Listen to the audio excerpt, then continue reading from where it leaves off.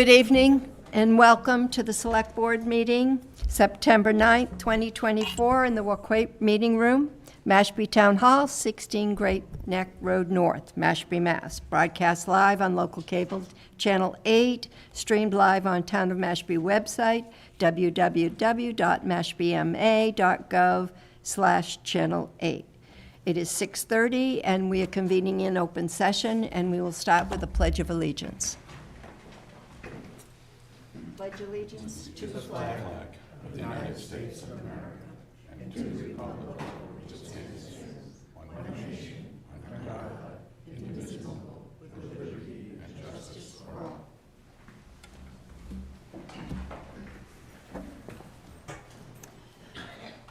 Thank you. And a moment of silence, please.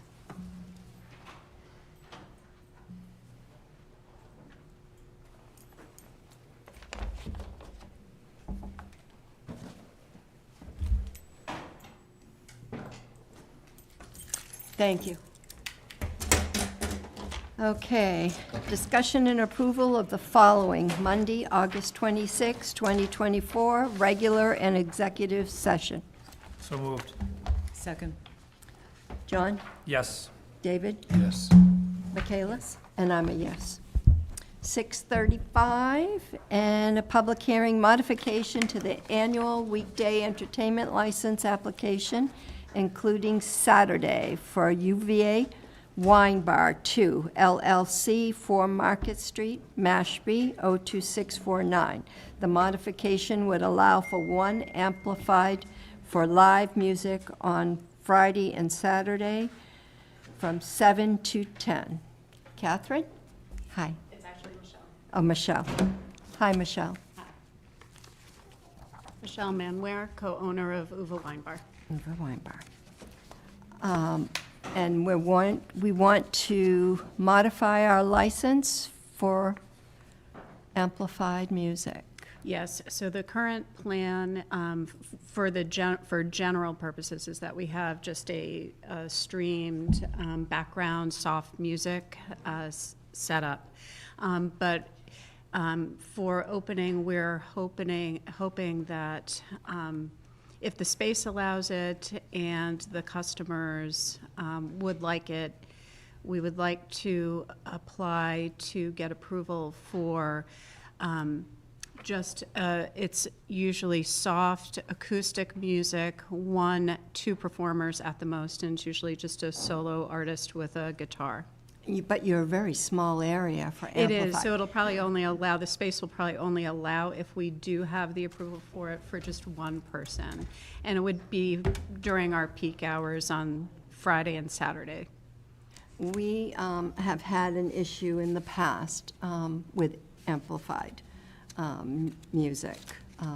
We don't allow it in at the lanes because the sound travels, and we had an issue, so we don't usually do the amplified. And where you have such a small area, I think it would be an issue. So even for a couple of hours, just a single person playing guitar? Well, it's up to the board. I have Michelle, go a ahead. question. Will the music be played inside or outdoors? Inside would be our plan. And we have a small corner area on the side. If you're familiar with this space, there's our main space, and then there's a side space. So we were looking at the floor plan. It would probably be right at the intersection of those 2 spaces. I got a question. What about the time frame? You're talking 10 p.m.? Earlier. So we usually, in our current location, we usually do 7 to 10. In Mashpee, I'm anticipating if we are allowed to do it, it would probably be even a little bit earlier. Yeah, I mean, if we 7 were to to, 9? we would, yeah, only because I don't think we've gone beyond 9, have we? We could adjust Or that other- accordingly. I think, isn't even Dino's, wasn't that 9 o'clock? No, we First time or second time? yeah, and then we What third stopped time? it. The first time it was still 10, and then we stopped. And that was a band too, so I mean, I totally get that, but but I thought it was 9 PM was, if my memory serves, right? You could be right. 9 rings a bell to me as I think that would be, you a know. cutoff. I feel like that's reasonable, And you're especially just for the looking common. for it on the weekends? Yeah, yeah. And can I ask if, so say we had like a special event, a bridal shower, could we, say a bridal shower from 11 to 2 on a day? Could we then apply, would we have to apply for a separate license if it was a different time? Or a different day? Say it was like a Thursday or a Wednesday, and they wanted to have just an acoustic player in the space. I believe so. My understanding would be that what you would, the permit that you would have is what you're asking for here, Friday and Saturday, with the modification to 9 o'clock, and then you would come in, I believe, for a special permit for an individual For anything day. additional? Okay. Is my understanding correct? Yeah, I mean, I think you would have to do it that way, yeah. the other thing is, I'd be, because right now this permit, this is for the year, correct? The way I read it? This would be a permit for the year, so, and I think we've done this over the past because we had to, but, I mean, if we were to approve like a temporary, like 90-day trial basis with certain restrictions to say, this way, we wouldn't have to go, and then we could reapprove it for remainder of the year, and then just go annual if there's no issues. If there are no issues. I don't, could that be, can we do it 90-day? Well, the board can set whatever conditions they want, but obviously, whatever timeline you do choose, it should be specific so that it's clear in the license. Right. I know it's just such a hot button that I think I'd feel okay with giving it like a 90-day trial to say, if there's no complaints, we don't have any issues, but that approval would be contingent upon like a 90-day approval from 7 PM. I mean, I'd even say 6 PM to 9 PM, to almost give the hour back, and I'd be okay with that, but I don't know how the rest of the board feels. David? Have you reached out to any abutters? No, I have not, but I can. I certainly can talk to them. 'Cause- Most of the abutters that are right around us, so right next to us in particular, are actually closed by that time. My concern is that where it's a low-lying area and it's kind of beveled edges around you, it's going to serve as an echo chamber with all the hard surfaces that you're amplifying the music within the Commons layout. And for me, I think because we have, this is a third one, I think we provide amplified music, I'm not sure, at the Knockabout. And then Dino's, I think Dino's, yeah. Sopranos had asked for something, I don't know if they got anything. And I'd prefer that the town create a policy around this type of thing, because we need to be fair across the board. And in the past, we've done kind of, each one's been dealt with in a different manner. And we all know, Dino Sports Bar had to come back and they had issues. We don't want to go through that again. So I'd prefer that, there's a process, reaching out to abutters, things like that, to get their consent. And I'd be willing to try a trial basis to see what it's like for the people living around the area. There are, deer crossings right above you. If it does, depending on how loud it is, within that echo chamber, it could reverberate over to those residents. I'm hesitant to do a year approval with set Fridays and Saturdays without some of that. So this would only be good until December 31st. That's what I was going to suggest, Oh, just okay, so it's 2024. annual? Yeah. All right. And should have to come back and renew it anyway in the 1st And of January. So I think it's like, for me, it's still it gives us that little trial run Sure. and gives the ability. So if the board was to modify, it would only be good until December 31st, Okay. Right. Okay, that, if you were to do that. And do 7 to 9. I would suggest 6, I was 6 to okay 9? with 6 to 9, if you want You to wanna make the recommend a motion. Well, we still have the public hearing. Oh, Have to okay. close. Is anyone here to speak on this public hearing? I need a motion to close the public hearing. So moved. Second, John? Yes. David? yes, Michaela? yes. And I'm a yes. I need a motion. I'd like to motion that we approve a temporary permit through December 31st for UV1. weekdays entertainment license application for UVA Wine Bar 2 LLC. So it'd be through December 31st from 6 to 9 PM. Do I have a second? Friday and Saturday. Just Friday and Saturday. And Friday, Saturday. Second, Michaela? yes. John? Yes. David? yes. And I'm a yes. Thank you. Thank you. Madam Chair?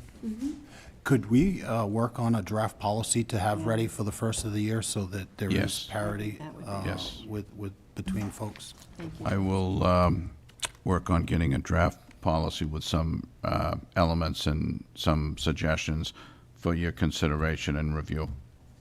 Appreciate it. Thank you. And can I ask one last question? To reapply for, because this is temporary, how long in advance? You have to apply in January anyway. In January, so on January 1st, we just Yep. reapply for all of the Right. licensing? And- Okay, And you'll be notified, okay, Right. perfect, thank you. unless you change your address. We don't know about it. Okay, 6:40, public hearing, proposed reclassification of the southern portion of Great River Family Shellfishing Area. The reclassification will designate this area as both commercial and family shellfishing. Shellfish Constable, Christopher Avis. Christopher Avis?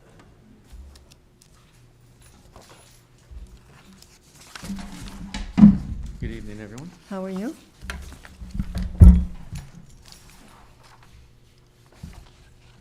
So this idea came about from the Shellfish Commission's July meeting from one of the members.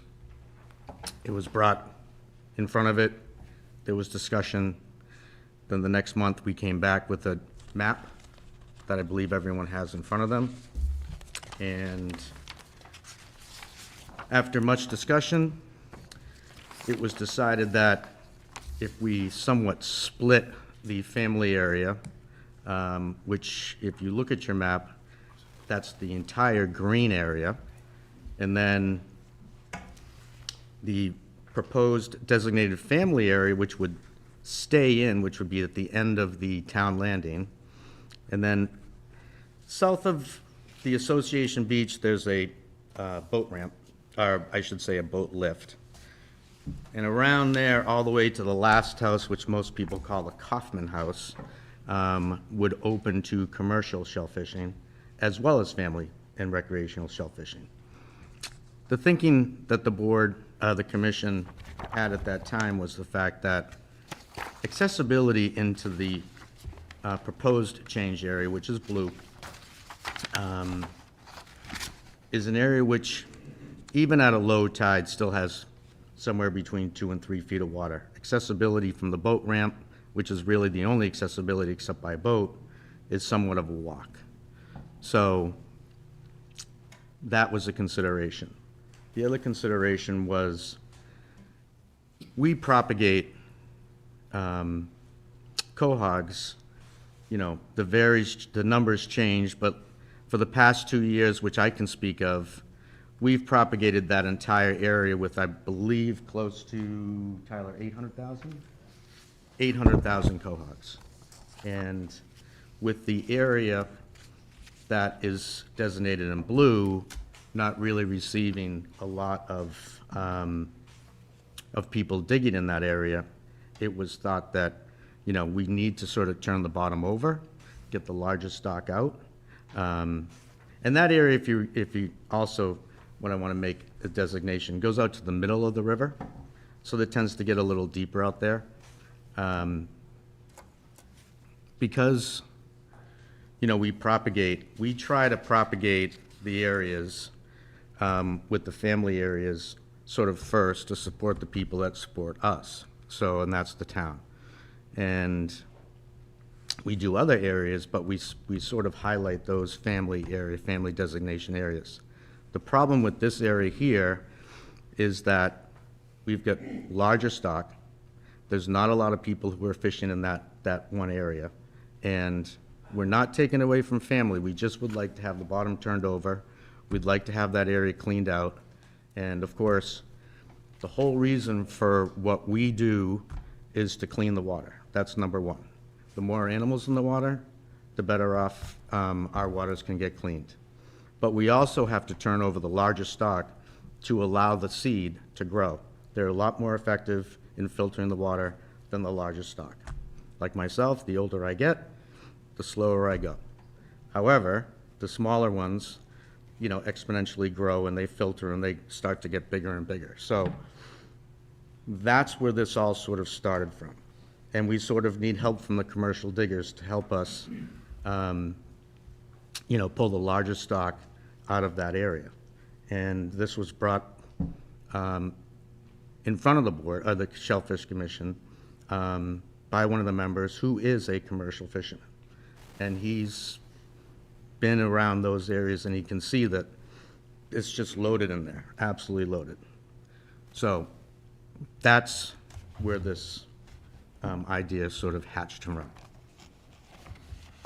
Any questions? How many commercial fishermen do we have? So currently, right now, the town, I think, on the books has 15 commercial fishermen. I can tell you that being on the water almost every day, I see probably 5 Mashpee commercial fishermen, which would only be allowed Mashpee commercial fishermen to access that area. And they're out there, probably the 4 or 5 of them, 2, 3, 4 times a week, perhaps. So the commercial fishermen are already fishing there? No, they're not fishing there. Oh, they're not No, it's still designated as a family recreation area.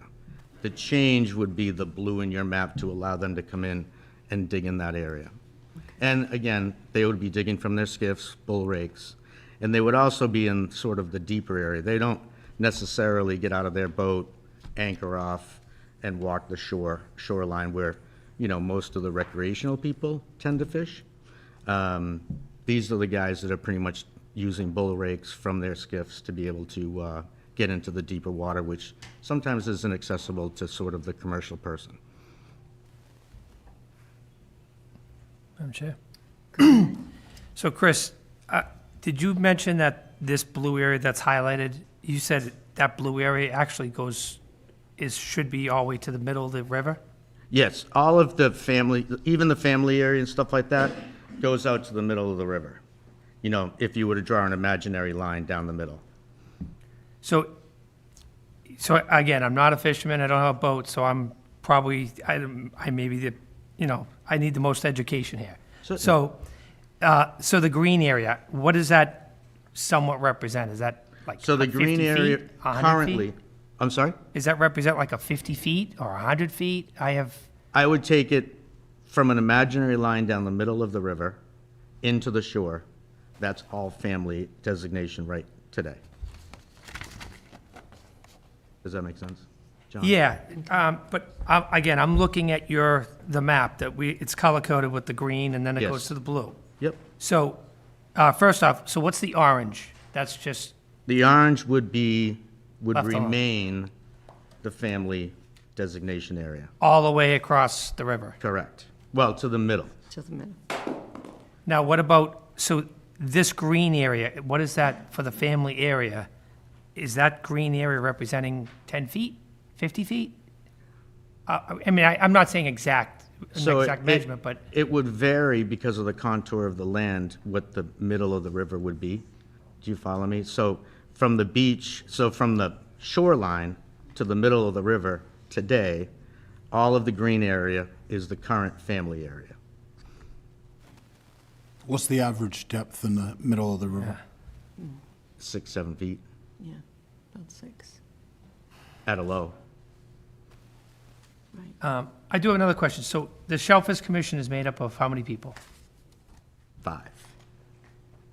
5. 5. Thank you, I'm on it, and I can't count. Yeah. No. How many of them are permit holders? Well, so the same question. How many of them are commercial fishermen? So, it's my understanding there are Bill Holmes is 1, Jamie Pacheco is 2. Peter, are you a commercial license holder? No. Don't quote me, John, but I think it's 2. And this was brought forward by Jamie? Yep, a commercial fisherman? yes. So how do we know that that's not, there's an abundance there? I mean, I don't know. Do we test, do we go out there from the town's perspective and say, yeah, we need to do something? So, I don't know. Again, sure, no, totally understand. As I mentioned before, we dropped in the past 2 years over 800,000 seed. And we know because if you look a little down towards Cali Beach and the confluence of Little River, we have our nursery right there for oysters. We're out there almost on a daily basis, 3 times a week and so forth. And we can look right down the river because while we're out working, we're also enforcing the regulations in that area. I've never seen anybody fishing in the blue area that we're speaking of all summer long. With that being said, we also enforce on the weekends during the low tides. I've driven down the dirt road by the Kaufman's house. We're out on our vessels patrolling, and yes, maybe there's a few people out fishing and so forth, but what you have to understand is years and years, it's my understanding, prior to my arrival as the constable, we've been propagating this area, and it's just full of larger size stock, and that's in the deeper waters for sure, which is where we think that the commercial growers who have bull rakes and boats can extract some of this and turn the bottom over, and allow our propagation efforts to really do a better job to clean the river. That's our thought. so on low tide, what is the middle depth? per Like se? 5, 6, 7 feet. About 6, John. Okay. Yeah. So what is the depth if you're not a non-commercial fisherman? What is the depth? You go out in waders, I'm assuming? Most people will go out into their chest or whatever. Sure.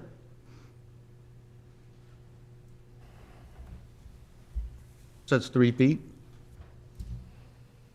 I'm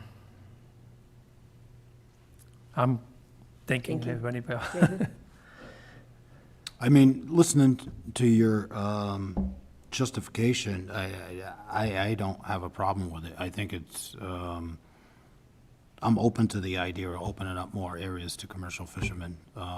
It's a dying trade, I think, and, I think we used to have a lot more. I've heard complaints about, too many areas are restricted for family areas. So, I mean, I take your guidance on this, and I'd be willing to support it myself. another question, sorry. Go ahead.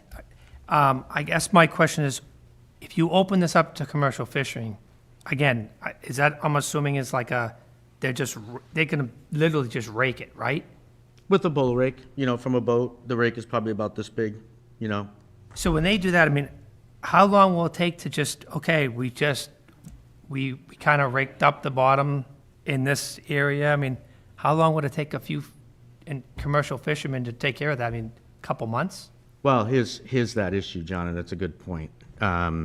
We just don't have the abundance of commercial fishermen out there, digging all of our waters, except the family recreational areas. So, I can tell you, when we're out there, we see the mills all the time. The park nets are digging all the time. Jamie Pacheco is digging a lot of the time. And really, that's the most that we see of our town commercial diggers digging. And there's 13 to 15 commercial permits that really don't get used as much as you would think. So trying to encourage, the people that have commercial permits, but also the diggers and stuff like that, to open some of these areas to be able to dig. I can't give you a definitive time because I don't necessarily see them, rushing out there and going, every single day for 7 days a week for, 12 months out of the year. A lot of it, it's a part-time job for them. It's supplemental income. You know what I mean? Jamie's got a full-time job. He supplements his income with his aquaculture farm as well as, digging and so forth.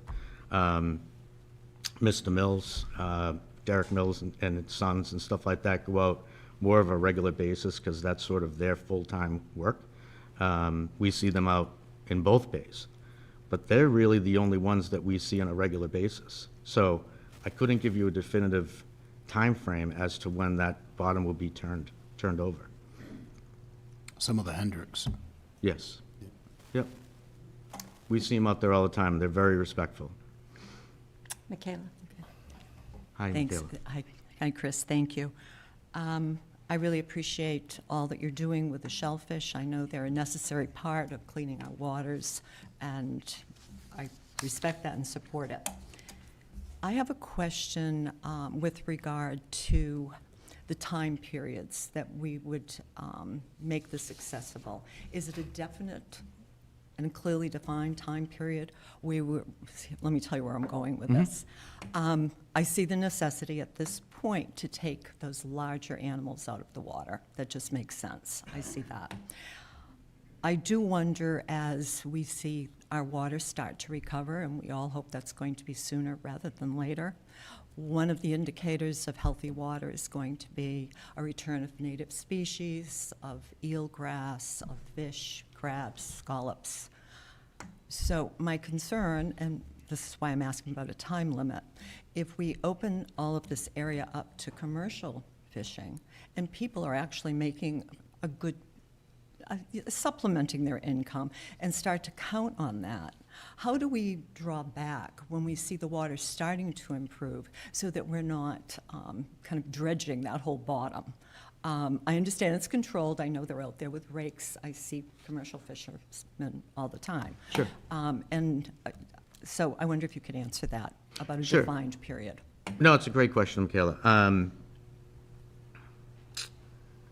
I think the paper put a word in that I don't think that during our during the Shellfish Commission meeting was 100% accurate.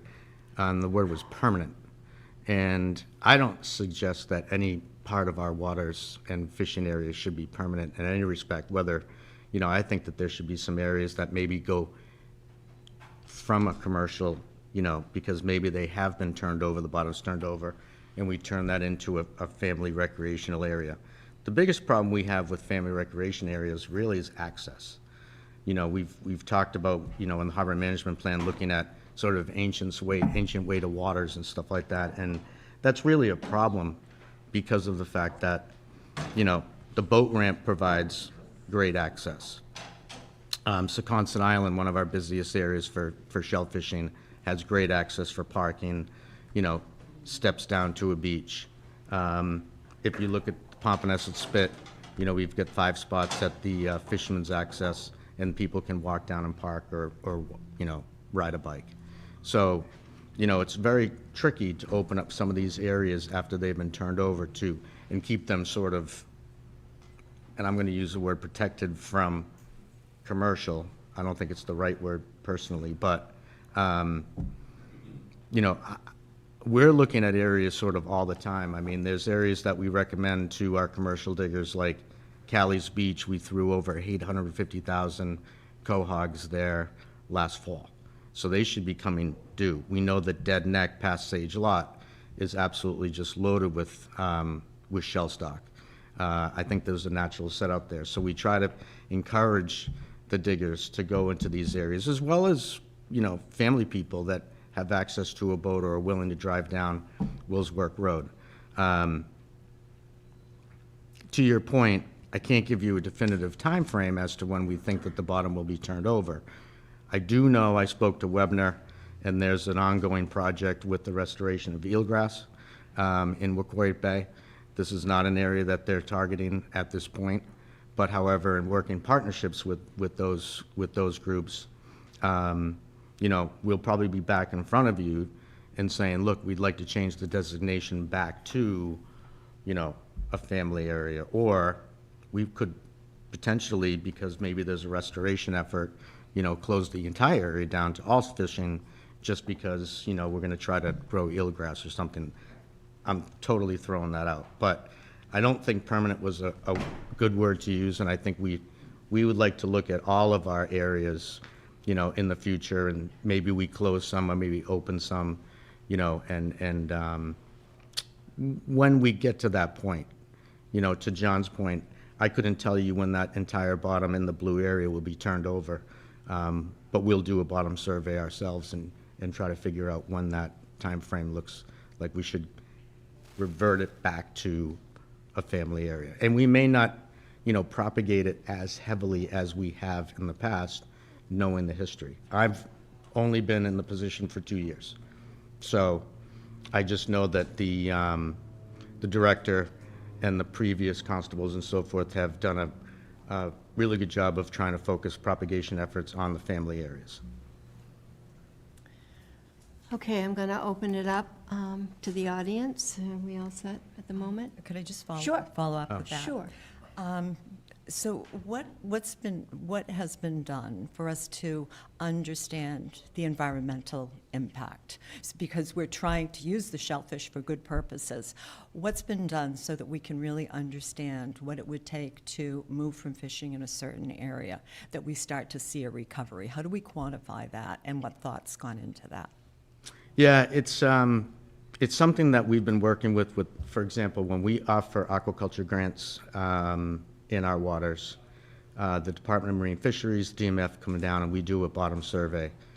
And how we designate an unproductive area or land underwater that's unproductive is we'll dig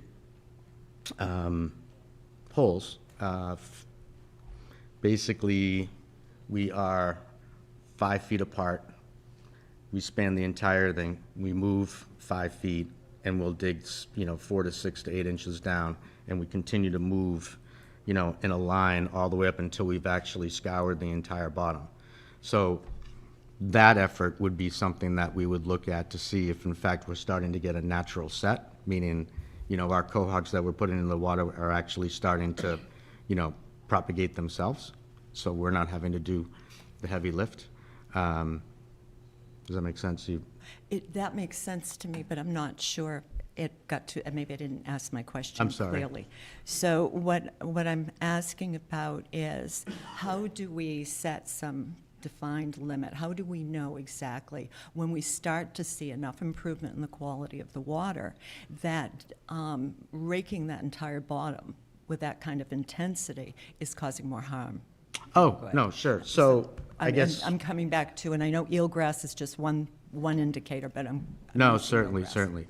We, if you may or may not know, the DMF tests our waters, all waters, in Mashpee, as well as all the towns on the coastal communities, at a minimum of 5 times a year.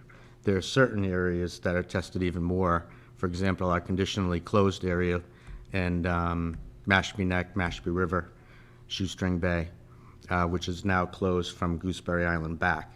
They'll test that probably close to 10 times to be sure that the fecal coliform limits and stuff like that, and the algal blooms and stuff, to get to the point when, for example, November 1st, when we typically open. We also do a partnership with SMAST, and I don't know the thing, but it's Southern Mass Chris, or can you help me? Thank you. We do testing of the waters 4 times in the course of the summer, and all of those results are brought back. So we're watching and monitoring the quality of our waters very, very closely. We've had, we've been doing this for several years now. So, once we begin to see that those, unfortunately, we're not seeing it getting better. We're seeing it degrade even worse. I think there's a presentation that you receive at the select board level as to, how those results look. So I think that's our canary in, the coal mine as far as when we start to see the water quality improve. We can really begin to start looking at the bottom, do some benthic surveys and so forth, and look to see what the quarter. I don't think we're there. I'm hoping the sewering project, up the Mashpee River corridor and stuff like that, and now around Pirates Cove and stuff. Hopefully, I have fingers crossed that that's really going to change the quality of the water in Mashpee River and Pompanesett Bay. Thanks very much. Hope that answered your question. As a follow-up to Michaela's question, if an area is unworked for an extended period of time, does it become hard bottom? And then is hard bottom in a productive area to seed if it's not worked regularly? That's a big problem. In fact, there's in the back of Hamlin Pond, in the prohibited area, which means you can't shellfish 12 months out of the year. And we were back there doing a survey of shell study with the University of Michigan, and you could basically walk on top of them. And there was just no sand. So if you think about these shellfish trying to propagate, because no one's pulled them out of the water in years, because that area's been closed because of poor water quality, it's like stepping on stones. We literally had to pull, I think it was 100 quahogs out of the water for a shell study. We threw the meat away, and I think Tyler and myself probably dug 100 chowders in maybe 20 minutes. So the bottom can get that solid, if not turned over. And there's no opportunity to do relays with those? There could be. From those areas? Yeah, that's a conversation when we realized that what was back there is to actually do a relay and have them, deprivation, process, and see if we can, push that through. It's a project we're looking into. Thank you. Okay, I'm going to open it up to the audience. Okay, Joe Lyons, come up to the mic.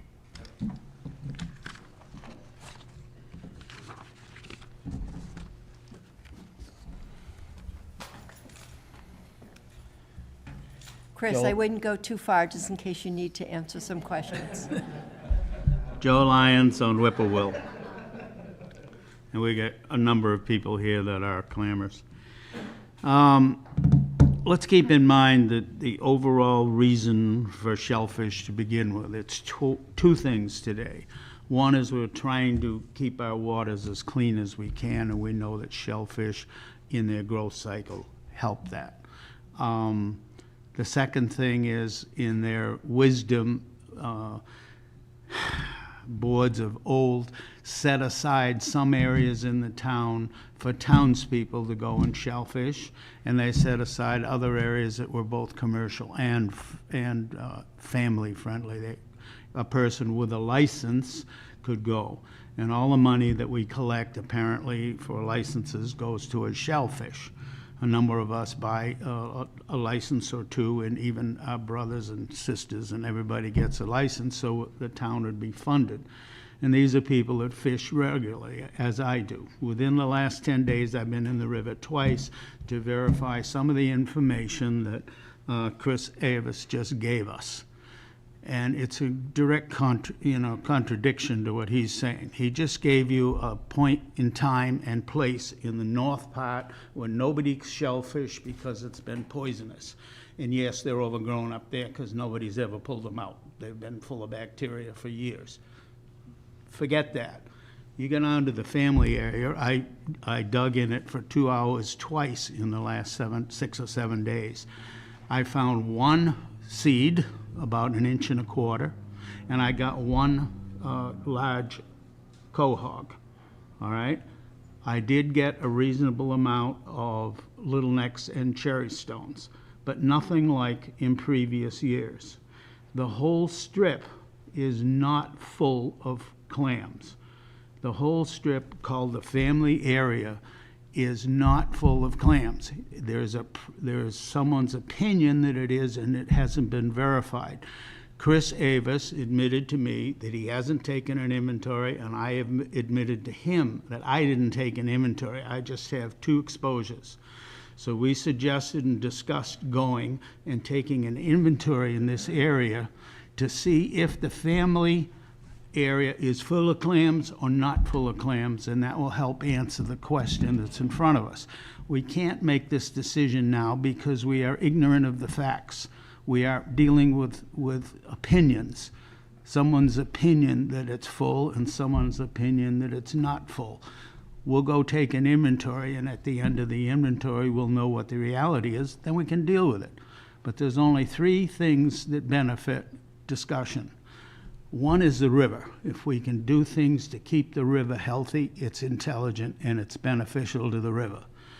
2, if we can provide income to individuals that dig clams for a living, that's not a bad idea. It's good, providing it does not detract from other things. And the other thing is providing an area for family to go and dig in, and it's called a family area. The area that we're discussing here is mechanically hard to get into. Even if you're a neighbor, you have to walk across someone's lawn to get in there with your bucket and your rake. The boats, it's difficult because at low tide, the tide, let's say 50 foot out, if it's 100 feet to the middle of the river and back to the shore, up to 50 feet, it's only 3 feet deep. So you're not going in there with a boat with a motor on it. It'll grind its way through the muck. All right?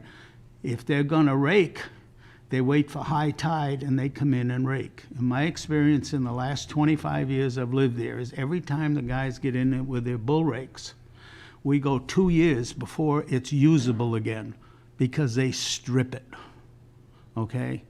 And it takes 2 years for the seed to grow.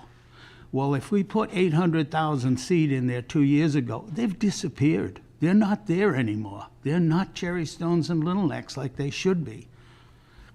Now, maybe next year we'll have some, or the following year.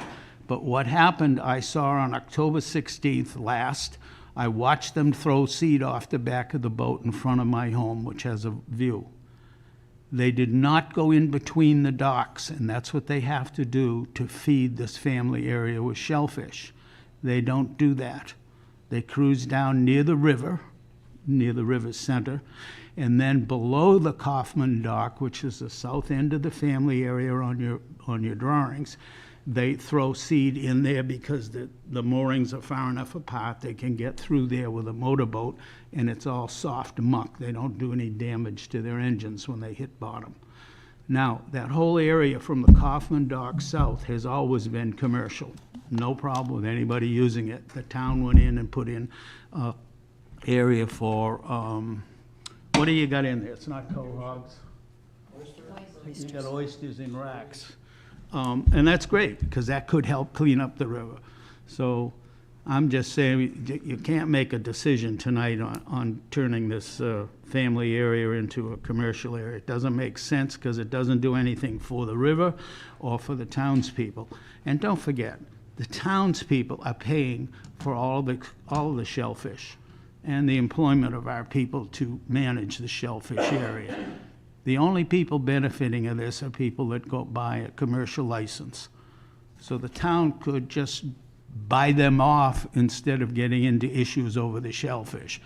Give them the money instead of giving them the shellfish, but that's what you're doing if you take a family area and turn it over to a commercial. What you've done is just commercialize property that belongs to the townspeople. So that's what I have to say. Thank you. Mark? Hi, Mark Burtis, 53 Needle Way. I have no problem with any of the shellfish stuff as far as what Chris and his team do. They do a great job. What he did in the beginning of the conversation was direct you to how it kind of came about. It was a commercial fisherman that sat on a board, okay? It's the shooting fish in a barrel theory that I have a problem with. And, you know, access, he did, you know, there's huge stretches that he did mention that are loaded with shellfish. We share the bay. From Dead Neck to Callie's Beach, Falmouth can come over on that side. Commercial guys, we share the bay. Those commercial guys can actually fish over there. So there's an expansive area of commercial area that's available. And another thing that kind of sits against with my neighbors a little bit is, as they mentioned, as you come off the ramp, the boat ramp, and you do have to navigate around all the private docks in that area, and it is front yard. It's not that the neighbors are worried about traffic, foot traffic. There's plenty of that comes along. But one of the things that did happen over there was where that boat lift is. You know, ironically, the shellfish department and natural resources were against that proposal for that dock. And that, it not only was it created and did it happen, but it's been expanded on. It's actually going to be recreated and larger. And that is right in a family shellfish area. It should have never happened. So that kind of sits on everybody, you know. Where is that, Mark? That's right where the boat lift is, over where the Metacomet dock is in the neighborhood there. And it's a pristine bottom, by the way. It's pristine for a family shellfish area. And it's very limited and you can actually walk comfortably from the boat ramp to that area. But, and people are intimidated by what they see because it doesn't look like it's accessible. So those are several of the things. Accessibility is a huge thing, okay? Now, the whole of Papaneset Bay is open to commercial shellfish as well, but you don't see anybody, it's loaded on that western shore of Papaneset Island. I direct shellfish people all the time to go over. It's just, if you pull a bull wreck, it's gonna come up heavy. And there's just not enough guys around. And the accessibility thing is, you know, when they said they're staying away from Callie's Beach and all that, why stay away from those areas? Because you can drive, a commercial guy that can't afford the boat, number one, can drive a vehicle, a truck, down on Willsworth Road. A college kid, 18 years old is all you have to be. You could walk out and you can make, in a 6-hour day, you can make a couple $100. But you have to have accessibility. And those roadways, those pathways in, are critical for that. And so but they're expansive too. There's areas, those are expansive areas. What the town needs to do is develop a fishing and fouling areas out on that, probably on their 10 acres out there. They got to rethink that out off of Willsworth and put those into place because people can park and walk out there, and it's just, you're going to load the bays up. And another thing too, if we share the bay with Falmouth, I don't know what it is on Papaneset. Why are we not sharing it with the Barnstable side of Papaneset? Because that whole eastern shore is wide open. It's natural. It's a natural body of water. It's open space. What a terrific place to plant shellfish there. Another place for commercial guys to go in. There's access there. There's roadways in. There's plenty of areas there. So you're saying, I don't think anybody's limited. you're saying there's plenty of commercial space out there. There is a massive amount. They don't It's need- all it is what you're hearing is the management problem, because there's an overabundance of shellfish in our particular area.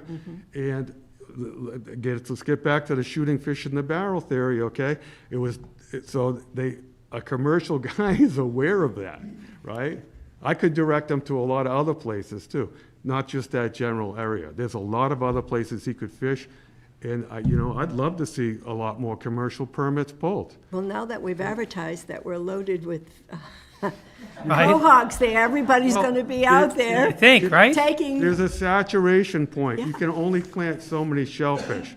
And it's only so many shellfish, you're gonna clean up so much nitrogen. That's the thing. So it's a management practice thing. Like I said, I'm all for everything. Chris and his team do a great job. But I just look at the source of where this kind of generated and got wheels, okay? Thank you. thank you.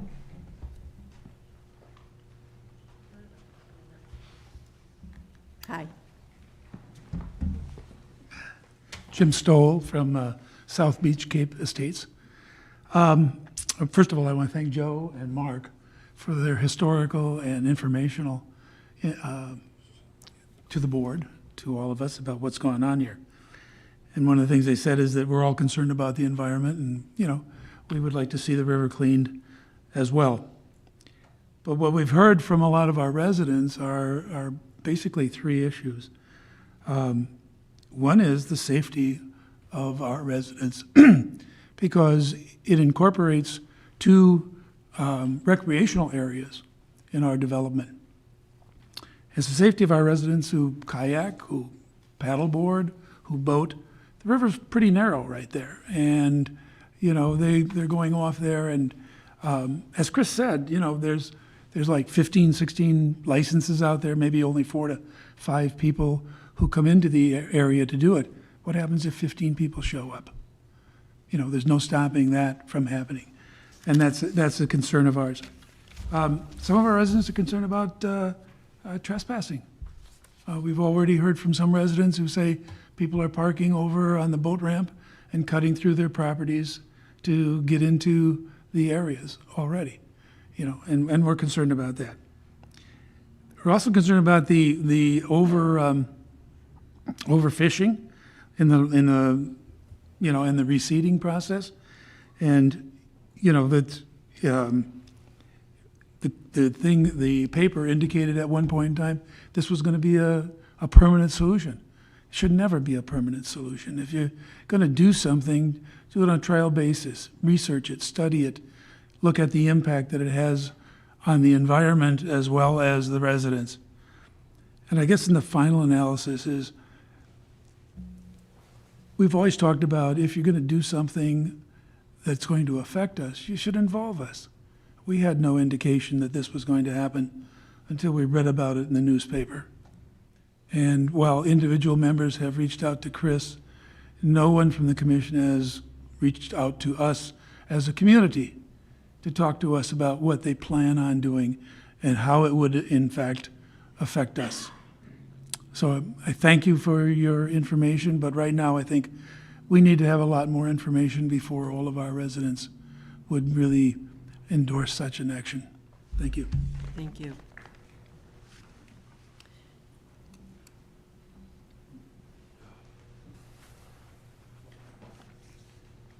Hi, I'm Richard Gorbity.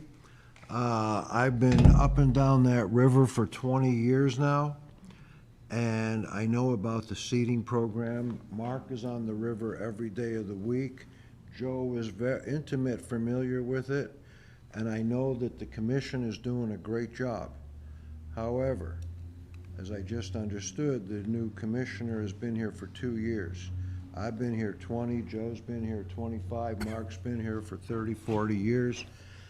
That river is clean and pristine. You stand at our dock and you look down, you can see to the bottom, okay? It seems to me that everything that we've been doing over the years is working.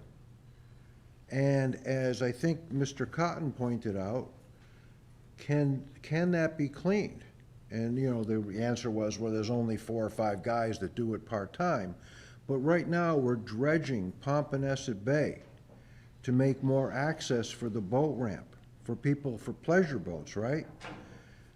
Well, why don't we make an annual maintenance or a 2 or 3 year maintenance to pay some of these guys to come in and clean up the older, less productive shellfish and then replant so that we can grow new ones. But if we add commercial boats, whether it's 1, 2, 4, or 10, We've added pollution, which right now does not exist. We've added oil and gas into the water, which does not exist.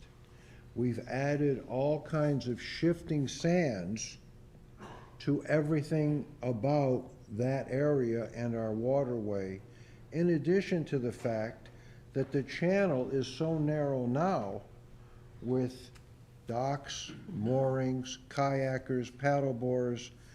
A larger boat out there, even if it's one, will cause problems for everybody else that enjoys the river. And that insignia that we all sit under is all about preserving the water and preserving the land of Mashpee. And that is what should be number one, okay? It's not some commercial fisherman that says, gee, we should open this up for fishing, okay? Because then, as Mark said, there's something wrong with the story, because what is the source? So thank you for listening. Thank you.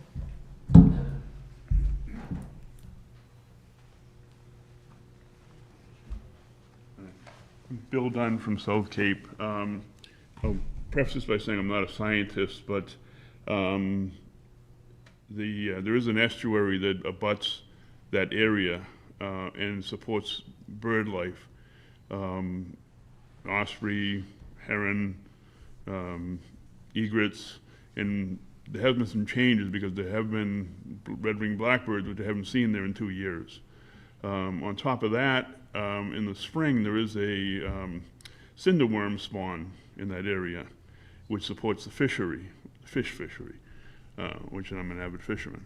And I can't imagine that digging up that area is not going to affect that as well. So I'm just concerned about the impact, and perhaps there should be an impact study done before committing to allowing such digging to occur. Thank you. Thank you.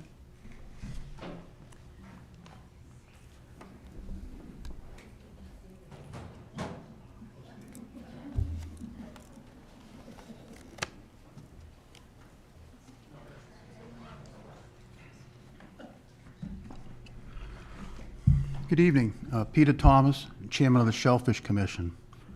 Thank you very much for having us here tonight. I'm glad that we have a showing. I'd like to see some showings like that at our regular monthly meetings where we cherish this kind of input so we can make decisions. Well, next month, they might be at your meeting.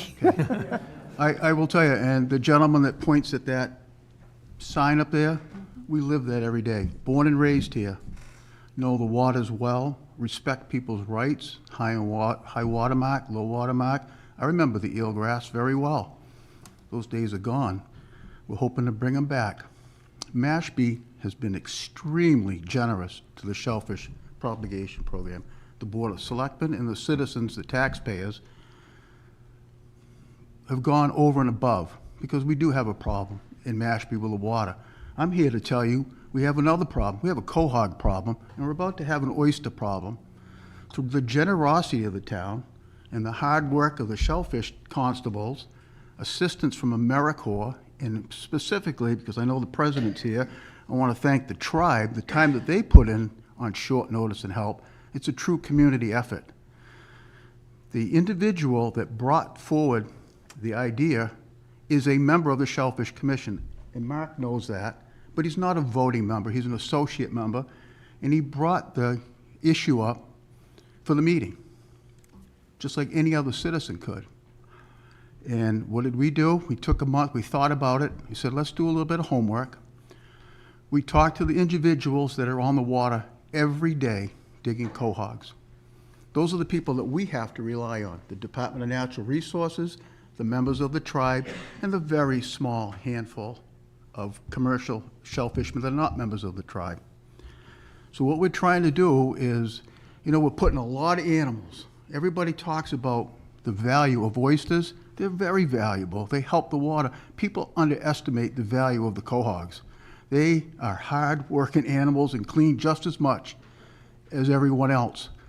But it's like your garden. You keep throwing in stuff, throwing in stuff, throwing in stuff, throwing in stuff. You got to till it every once in a while to start some new growth. So that was the whole idea about that. during the course of the month, we had asked Chris and his staff to develop a map for us. We talked to 2 members, one's the associate member, Jamie. The other one is a commercial representative on the Shellfish Commission.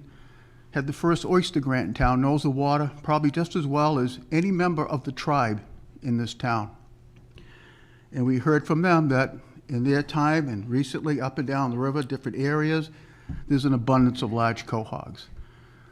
The liaison from the tribe that sits at our meetings and participates has told us the same, that their members have said that's an area that has a lot of cohogs.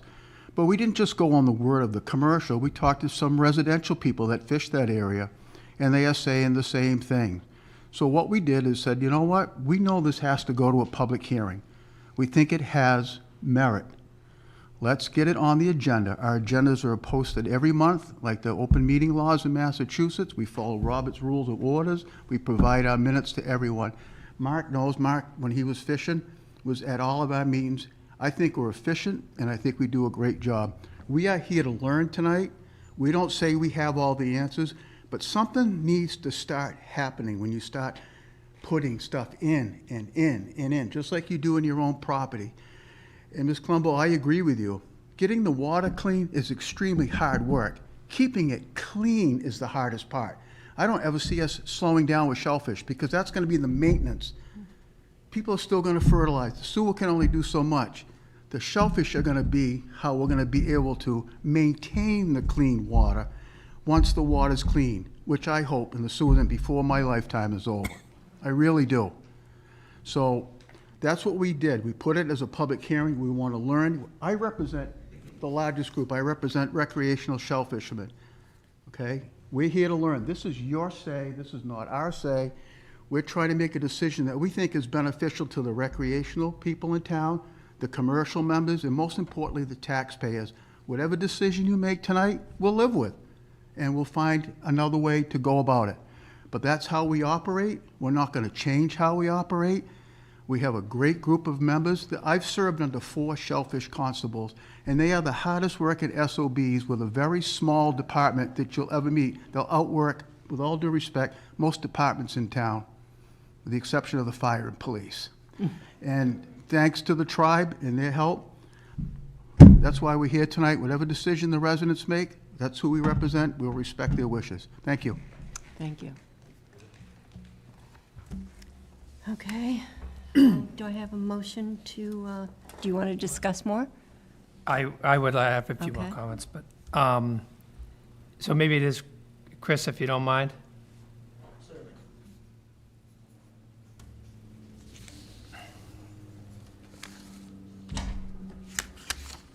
So I'm all over the place here, so I understand the whole idea of, there's a lot of pros and cons to everything that I've heard.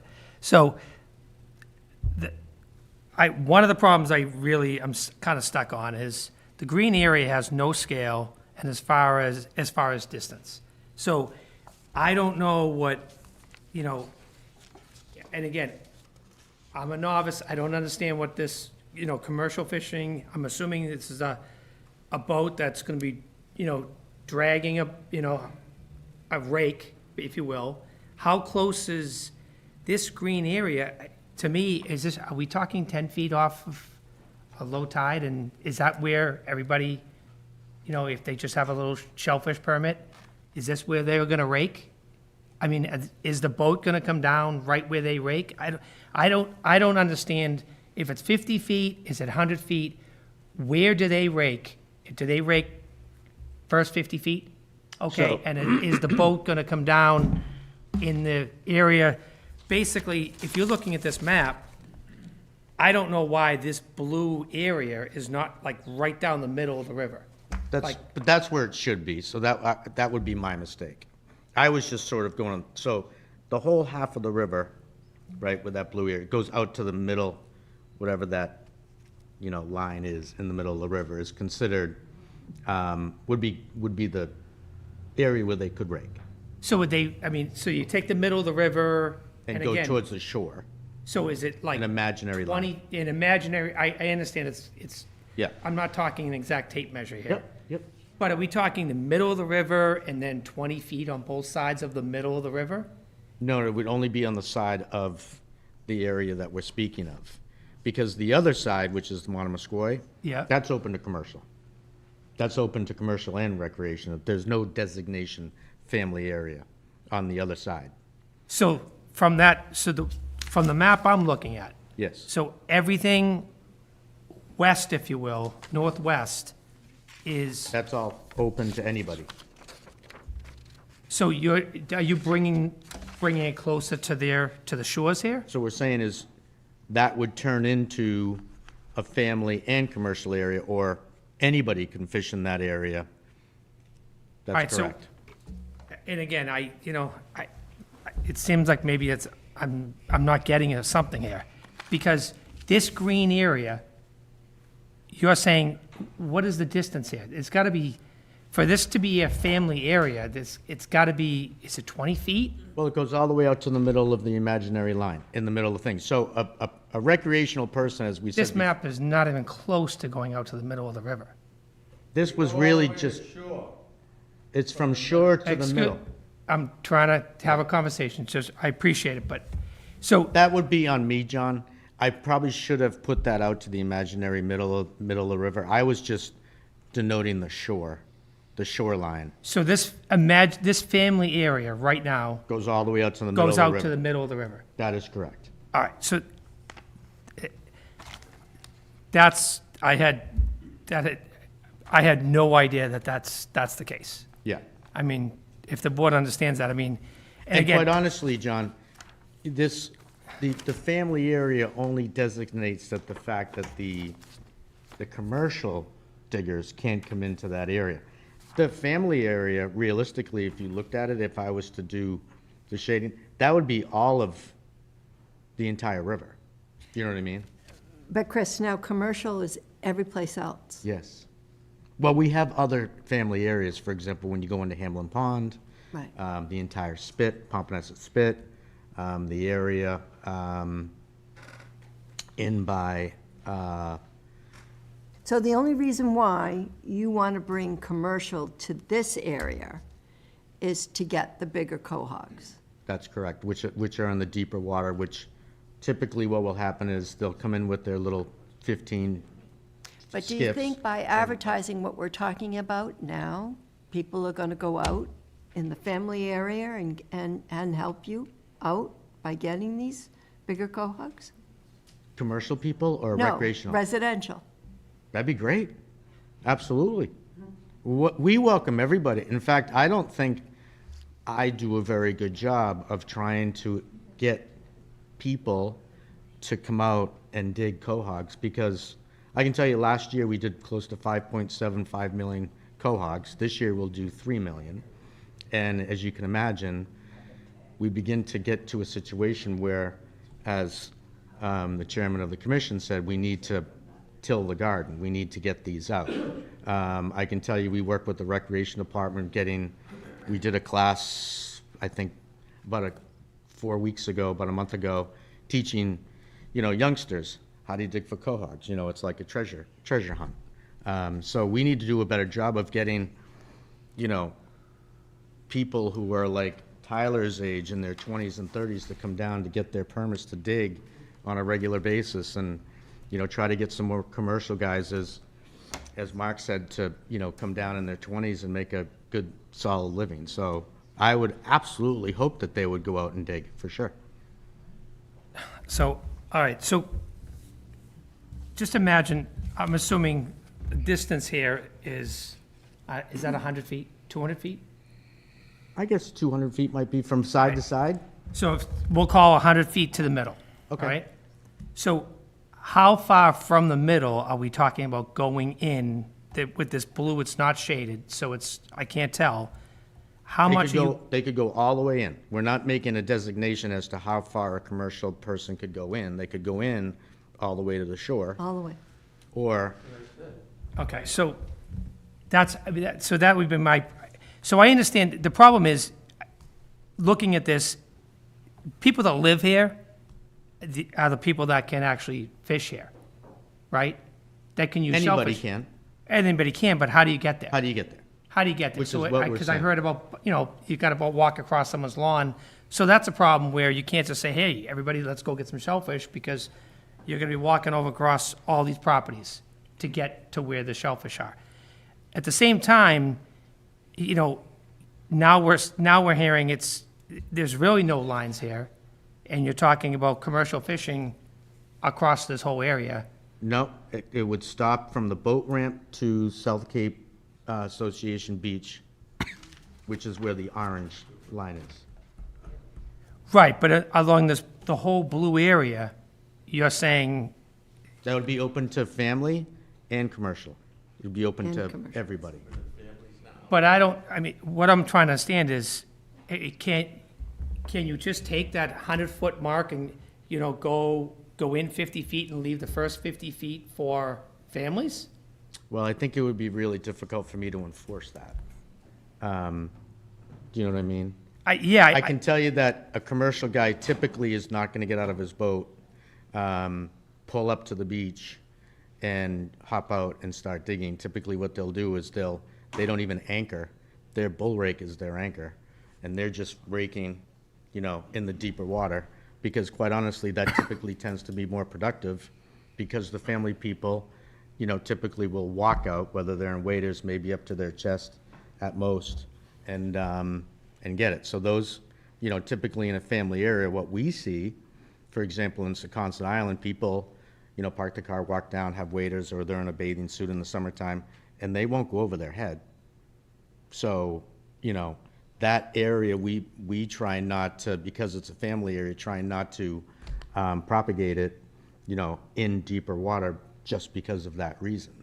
I think one of the gentlemen brought up about the fact that he saw us in October seeding, and, we really try to do our best to get in between the docks with our boat. The docks there are quite tight, and of course, if it's a tide, incoming tide or outgoing tide, and you add some wind, we don't want to damage anybody's boat by trying to throw seed in certain areas. So we try to do our very best to get it into the area, within an area that a recreational person can walk out to. It's not a perfect science. Again, my thought process is, if you have 100 feet on the wide spot, if you have 100 feet on each side to the middle, why couldn't you just increase it to, like, say, 150 feet from the, so now it's like 25% is saved from the residents, for the residents, for private shell fishing. No, and Without- I wouldn't discredit the idea. I guess what I would say is it would be tough to enforce. And the other side of that, John, I would say is that, again, a lot of the people who are fishing that area, and they're behind me, but the other people that actually drive down to the boat ramp, park, and walk the orange area, but because of, as Mark, mentioned, that boat lift makes it a little tricky to get around, that area that is in question doesn't tend to get the amount of people fishing, just because it's inaccessible. And that's kind of where we're going with trying to just turn this bottom over. All right, if you don't mind, Madam Chair, just a couple more comments, but again, I totally understand the benefits of rotating the stock. So I understand it's almost like a suffocation type of thing. So, and we're paying, our tax dollars are paying for all these seedlings, and it seems to me like there should be, if we're throwing seedlings down every 2-3 years, we should almost like, okay, let's clean the stock, refresh it, because that's going to be the best way for keeping water clean. So that's a common sense, I get that. So if that's never been done, and you're saying with an absolute, so have you done, and let me use my words correctly here, or have you participated in like almost a rake drag study to say, yeah, what we scooped in multiple 10-foot areas, and it just in abundance? We have not. My personal department has not done a bottom survey. Okay, so my suggestion, if that could be done, Now, I also, just from a point of, I don't understand, what is the digger season? Is there a digger season? It's year-round. It's year-round, okay. For So that- everybody. So that being said, is it possible that you could do this study and come back in a couple weeks or at another meeting and say, these are my results, and yes, this is what we found from a 100-foot, middle, this is what we found from another, like 50 feet over, and then just take, just a quick, If that would please the board, certainly. that would be my suggestion. I think having an inventory that came up earlier would be very, very helpful. I mean, because then I would say, okay, you personally participated in this, and then it's an unbiased decision or of results of the study. Sure. And then at least now I would have a better understanding of, the map, which, I would be. and everything. That's totally fine. That would be my suggestion for the board.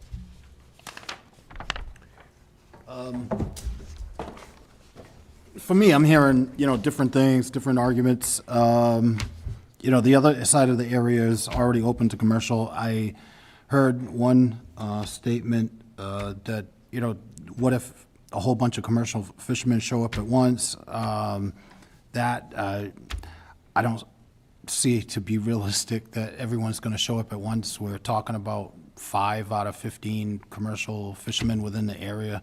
I know the boats to be smaller skiffs that you use. They're not big pleasure boats that are coming in.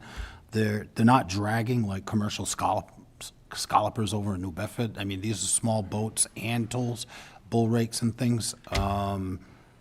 If it's the advisement of our Shellfish Commission and our Natural Resources Shellfish Department to open the area up, I'm open to it. Creating additional lines, these are imaginary lines. You have a sign down at one end, a sign at the other end saying commercial family areas, trying to create 50-foot, 250-foot lines in the middle of the water. I don't see how they would be able to enforce that at all. I can't envision that working. For size and scale, I mean, you know how wide the landing is down there, so that's a frame of reference. You know how wide the road is, essentially 22 feet coming in, so you can kind of scale off of that as to what your lengths are and such. The lines as they're drawn, I do understand that they didn't carry out to the middle of the river. That's which, my fault. I mean, you can see kind of the middle of the river. What the distance is, gauge it by the width of the landing overall for a distinguishable, something that you are familiar with. If you've been down there, I think you can assess that. I'm open to it myself. We're hearing from folks. We can always revert it back, if there is an issue.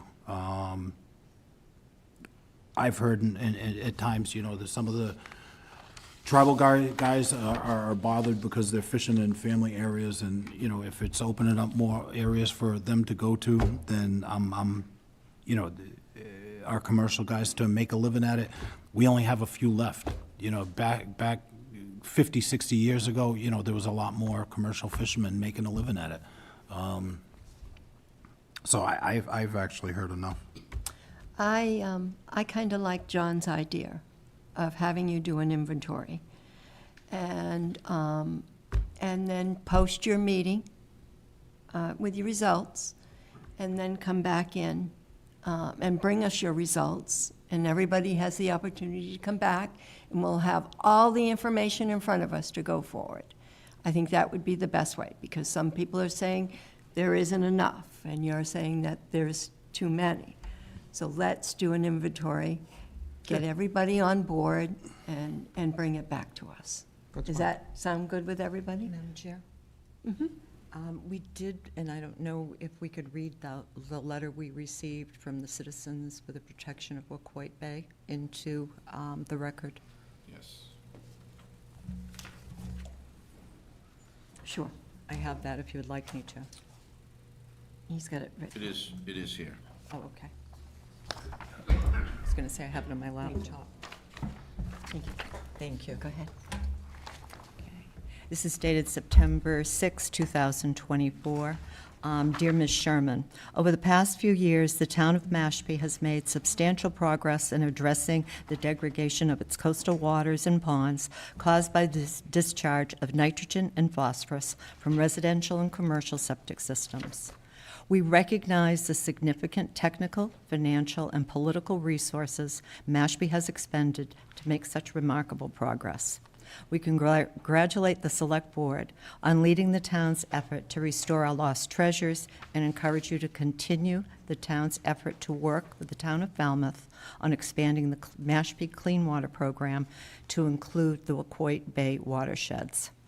Last week, we were made aware by an article in the Enterprise about a proposal to expand commercial shellfishing in the Wacoit Bay estuary, and that the Select Board will apparently be asked to approve this expansion at its September 9th meeting. We believe the proposed action will put at risk the millions of dollars Mashpee and its homeowners have and will spend on improving water quality. Under the Federal Clean Water Act and the Massachusetts Department of Environmental Protection Regulations, 314 CMR 4, Mashpee Surface Water Quality Standards, and 314 CMR 21, Massachusetts Watershed Permit Regulations, the requirement to meet a total maximum daily load, TMDL, for aquatic pollutants isn't simply for the purpose of meeting a numerical standard, but is intended to be a measurable step towards restoring the health of damaged aquatic ecosystems and maintaining them thereafter. In the case of Wacoit Bay, that means restoring the eelgrass beds and their vibrant benthic communities of blue crab, scallops, various fish species, and more. We believe that intensive shellfish harvesting methods that scour the bottom of the bay, where eelgrass beds once flourished, is like plowing a Kansas cornfield. No plant life will grow or survive on the bottom if it's routinely ripped up. Indeed, preventing the eelgrass beds from returning when improved water quality returns defeats the entire purpose of the town and homeowners' multi-million-dollar investment to improve water quality. We strongly urge the board not to approve any expansion of commercial shellfishing, regardless of the type, in Wacoit Bay and its tributaries under the town's jurisdiction, without first publicly clarifying that any expansion is provisional and understood by the public and the commercial shellfish community as revocable when water quality monitoring indicates the waters are approaching pollutant levels at which benthic organisms such as eelgrass can be reestablished. Wacoit Bay, with its rivers, ponds, and marshes, is the largest coastal system not only in Falmouth and Mashpee, but arguably on the entire south coast of the Cape. It's one of the 7 areas on the Cape designated as an area of critical environmental concern, and the website's given for that. The purpose of this program is to, quote, preserve, restore, and enhance critical environmental resources and resource areas of the Commonwealth of Massachusetts, end quote, and, quote, identify and designate these ecological areas to increase the level of protection for ACECs and to facilitate and support the stewardship of ACECs.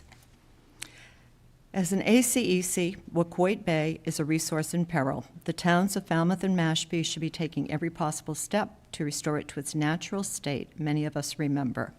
We owe our children and generations that follow similar memories. The Citizens for the Protection of Wacoit Bay was started in 1981 to prevent the development of Washburn Island and ultimately ensured it became a state park. We work to protect South Cape Beach and help create Wacoit Bay National Estuarine Research Reserve. The organization played a key role in convincing the Commonwealth to acquire the Quashnet River Valley, where a large condominium project had been proposed. We submit our comments today in the spirit of all the work the Citizens for the Protection of Wacoit Bay has done since its inception to preserve, protect, and now restore Wacoit Bay. Respectfully, Rick Otis, President, on behalf of the Board of Directors. Thank you. Madam Chair. Sure. if the board should decide, and I don't know what you're going to decide, obviously, but if you should decide to continue, then I would suggest that the public hearing not be closed, but Right. can be continued. If you choose to take action tonight, then you can close it and take your appropriate action. That's all I would suggest. Okay, thank you. So can you get that information Certainly. and figure what, within a month? After you've had a meeting with everybody also, and then come back? I don't wanna- I'll, Sorry, Madam Chair, I don't know about, how is he? I'm just, I to think do if an he inven- does the results Right. and then we continue the public hearing. Right. People can hear the results. exactly. But That's what I'm, I've been, him scheduling another meeting with the public, I don't think that'll be, I think that might be tough. no, when he has his own meeting, they can go to his meeting. Oh, yeah, but the Right. commission as shall. long as he has Commission's his meeting. that's what I'm- results. Yeah, I just want to be totally clear, this is our really busy time when Mm-hmm. we're getting a lot of our stock overwintered and stuff. Mm-hmm. I just wouldn't want to, say take a away from- month. You know what I mean? I'm down, I've lost 4 of my seasonals out of 6. I only have 2, and Tyler's my other person. So, we're dealing with over 6 million animals right now that we need to find homes for the winter. And so it's a really, really busy time when we're short-staffed. okay, So, but I promise you that we will do our best okay, to, get it done as quickly as possible. all right. So I think, we won't make a decision tonight, and I'd like to have a motion to continue this public hearing. So moving, Second? Michaela? Yes. John? yes. David? Yes. And I'm a yes. Thank Can- you. Can you just give us a date? Even if you wanted to go a little further out, and I don't want to cramp any of your scheduling, How about but the weekend after, week after town meeting? Well, October? I think he was concerned about timeframe. Can we do like 3 selectmen's meetings out? That'll give him like 2 months? 2 months? 2 months. Okay, 2 months? yeah. whatever the meeting, Chris is good, 2 months. and it could be sooner. We can always move it up. But that gives you kind of a time frame. That would be fair. And if we have to continue it, we just can, Yep. it is what it is. You guys are doing your best. November 18th? November 18th? I'd respectfully request November 18th. Okay, that sounds good, As amended. as amended.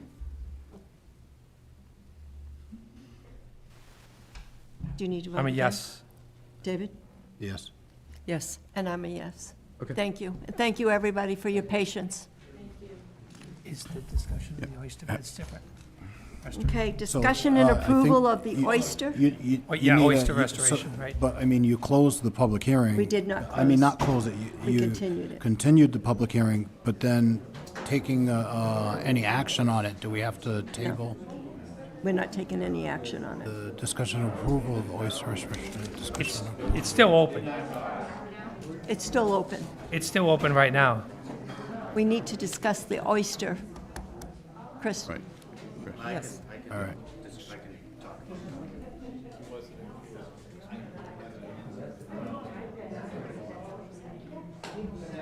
Please, everybody, exit.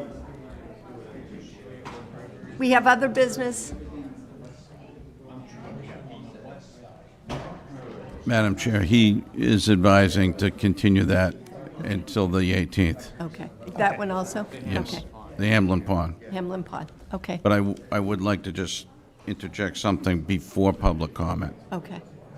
All right, so a motion to continue. Okay, wait till everybody goes. Part B as well. Wait till they go out and we'll do it, so everybody can hear it. So everybody can hear it. Okay, go ahead, John. That would be I'd a like- motion to table, wouldn't it? Because we didn't even hear that one, right?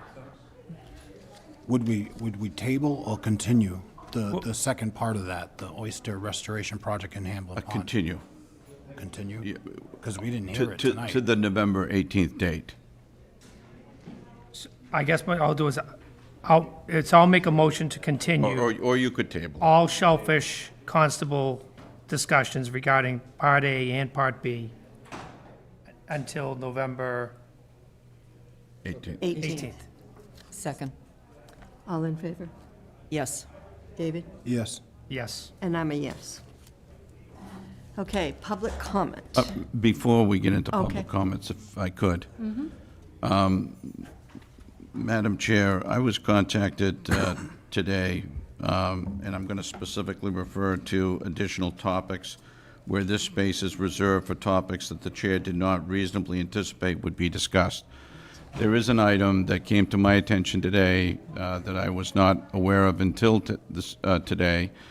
The Vice Chair Henricks from the tribe notified me that there is a special event application for the Crystal Perry Honor Walk. He was nice enough to come in for the purposes of discussing this.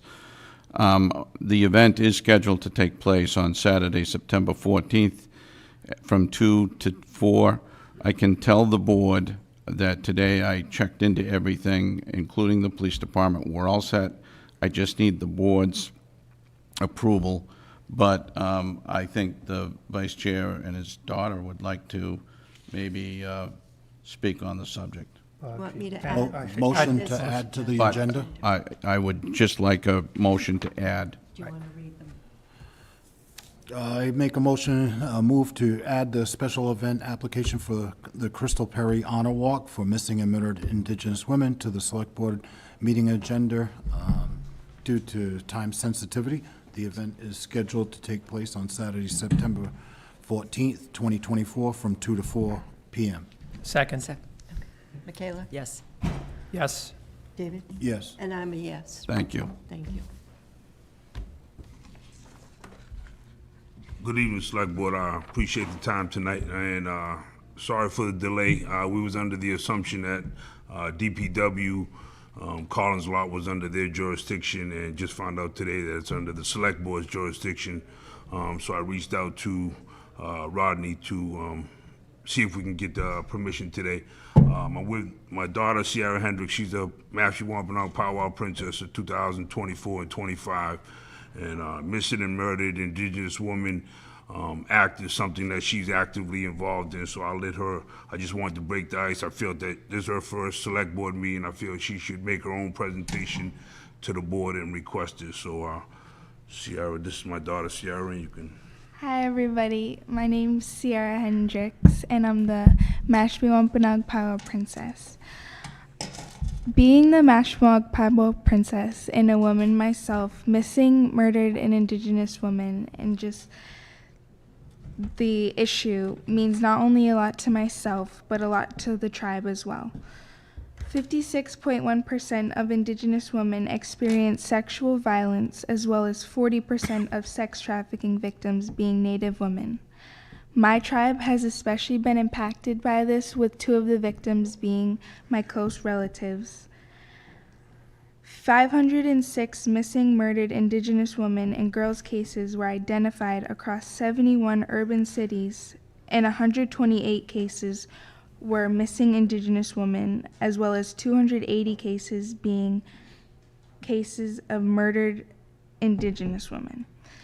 The women and communities from our tribe, our sister tribes, and all Indian country tribes have come together and brought more awareness to this issue, but it's important that the town supports and acknowledges our efforts toward this issue as well. With that being said, we are hosting a Crystal Perry Honor Walk for one of the murdered victims 12 years ago. We are asking for your permission and support towards the walk that plans to end at Collins Lot, and thank you for your consideration. Thank you. I would make a motion to approve the holding of the event to be held on September 14th from 2 to 4. Second. Michaela? Yes. David? Yes. John? Yes. And I'm a yes. Thank you. Thank you. Thank you very much. Good job. Well done. Thank you. Good luck. Thanks for waiting. Okay, public comment.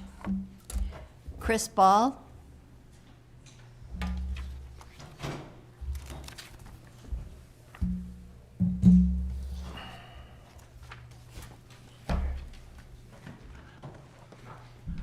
Hi, Chris Ball, Mashpee TV tonight.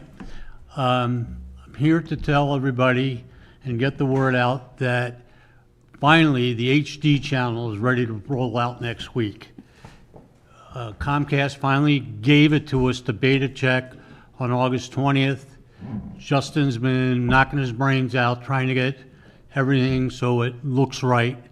We're also going to do a different type of scheduling than the usual public educational government to make best use of that channel. We'll do a cross between all that we have. The key thing that I'd like to get out tonight is it's on channel 1072 for Comcast viewers now. You can watch it. You can see the noticeable difference. 1072? 1072. You can see a noticeable difference between what we've done back here in the control room and now with this. Particularly look at graphs and maps that come up. There's a big difference. So all our first run meetings, all the current meetings, any current educational stuff, football, town meetings, community events will first go on that HD channel. They'll later slide down to the SD channels, SD being standard definition is what we've had for years. The key to watching HD is you have to have the Comcast X1 bank. That is what most of us have now, but if you don't, you have to get one. Eventually, for right now, you'll be able to watch everything that's currently on Channel 8 that will go to 1072. They will both be viewed at this time. Eventually, Comcast, once they get all 20 community access stations changed over, that will go away. There'll be no more Channel 8 anywhere for anybody. The easiest way for you folks at home to tell if you have that X1 box is to tune to 1072. If you don't get 1072 and see the same thing on 1072 that you see on Channel 8, you don't have an X1 box. If you don't have an X1 box, you want to watch HD, call 1-800-COMCAST. They will send you a box for no charge. If you're so inclined, you hook it up yourself. Depends on how many boxes you have, how technical you are. They'll send you a box, or they'll send you a tech to hook up a box, but they will charge you $70 for the tech. Or if you want to just go to the Xfinity store, they will provide you with the boxes there. You can bring your boxes and turn it around for no charge. Most of us have the right boxes now, all except it turned out Mashpee TV. But that was after 2 years of telling us we had the right ones, we did not. But anyway, we're looking forward to doing it. Our schedules will be on our website as they are now, and you'll see a change so that we can get the best use of the HD channel so we see everything that we do in the community. Thank you. Good. Thank you, Chris. Thanks, Chris. Thanks. Matt Haney?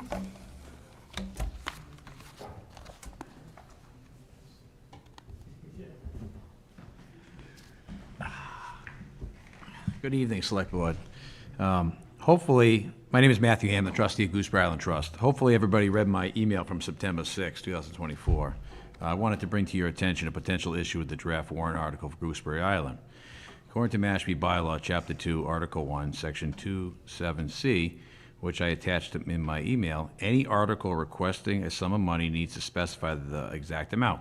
It appears that the draft might be missing this detail, and it may be too late for the CBC to add it.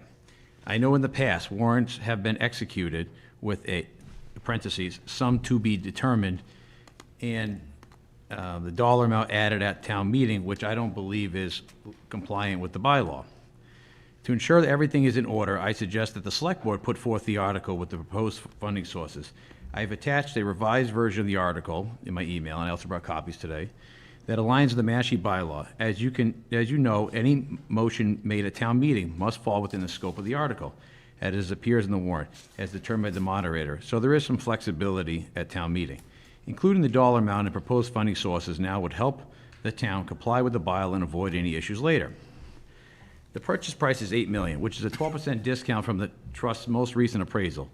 The proposal is to use CPC funds for 50% of the purchase price and cover the rest with grants, donation, and other sources. If the town meeting approves this and progress is made, the trust that owns the island will allow up to 2 years for the town to secure the remaining funds. By the time town meeting arrives, the CPC will have their appraisal and will have had at least 2 meetings to negotiate and make a recommendation on the article. Per the charter and bylaw, both the Select Board and the Finance Committee will have access to the CPC's appraisal and any other relevant documents to assist in their due diligence for making a recommendation at town meeting. There's no downside to letting the voters decide. On the other hand, not acting tonight could result in the property being developed or costly litigation. For over 70 years, the town has sought to acquire this property. This is a prime opportunity to do so without affecting the tax rate. Thank you. Lynn Barbie?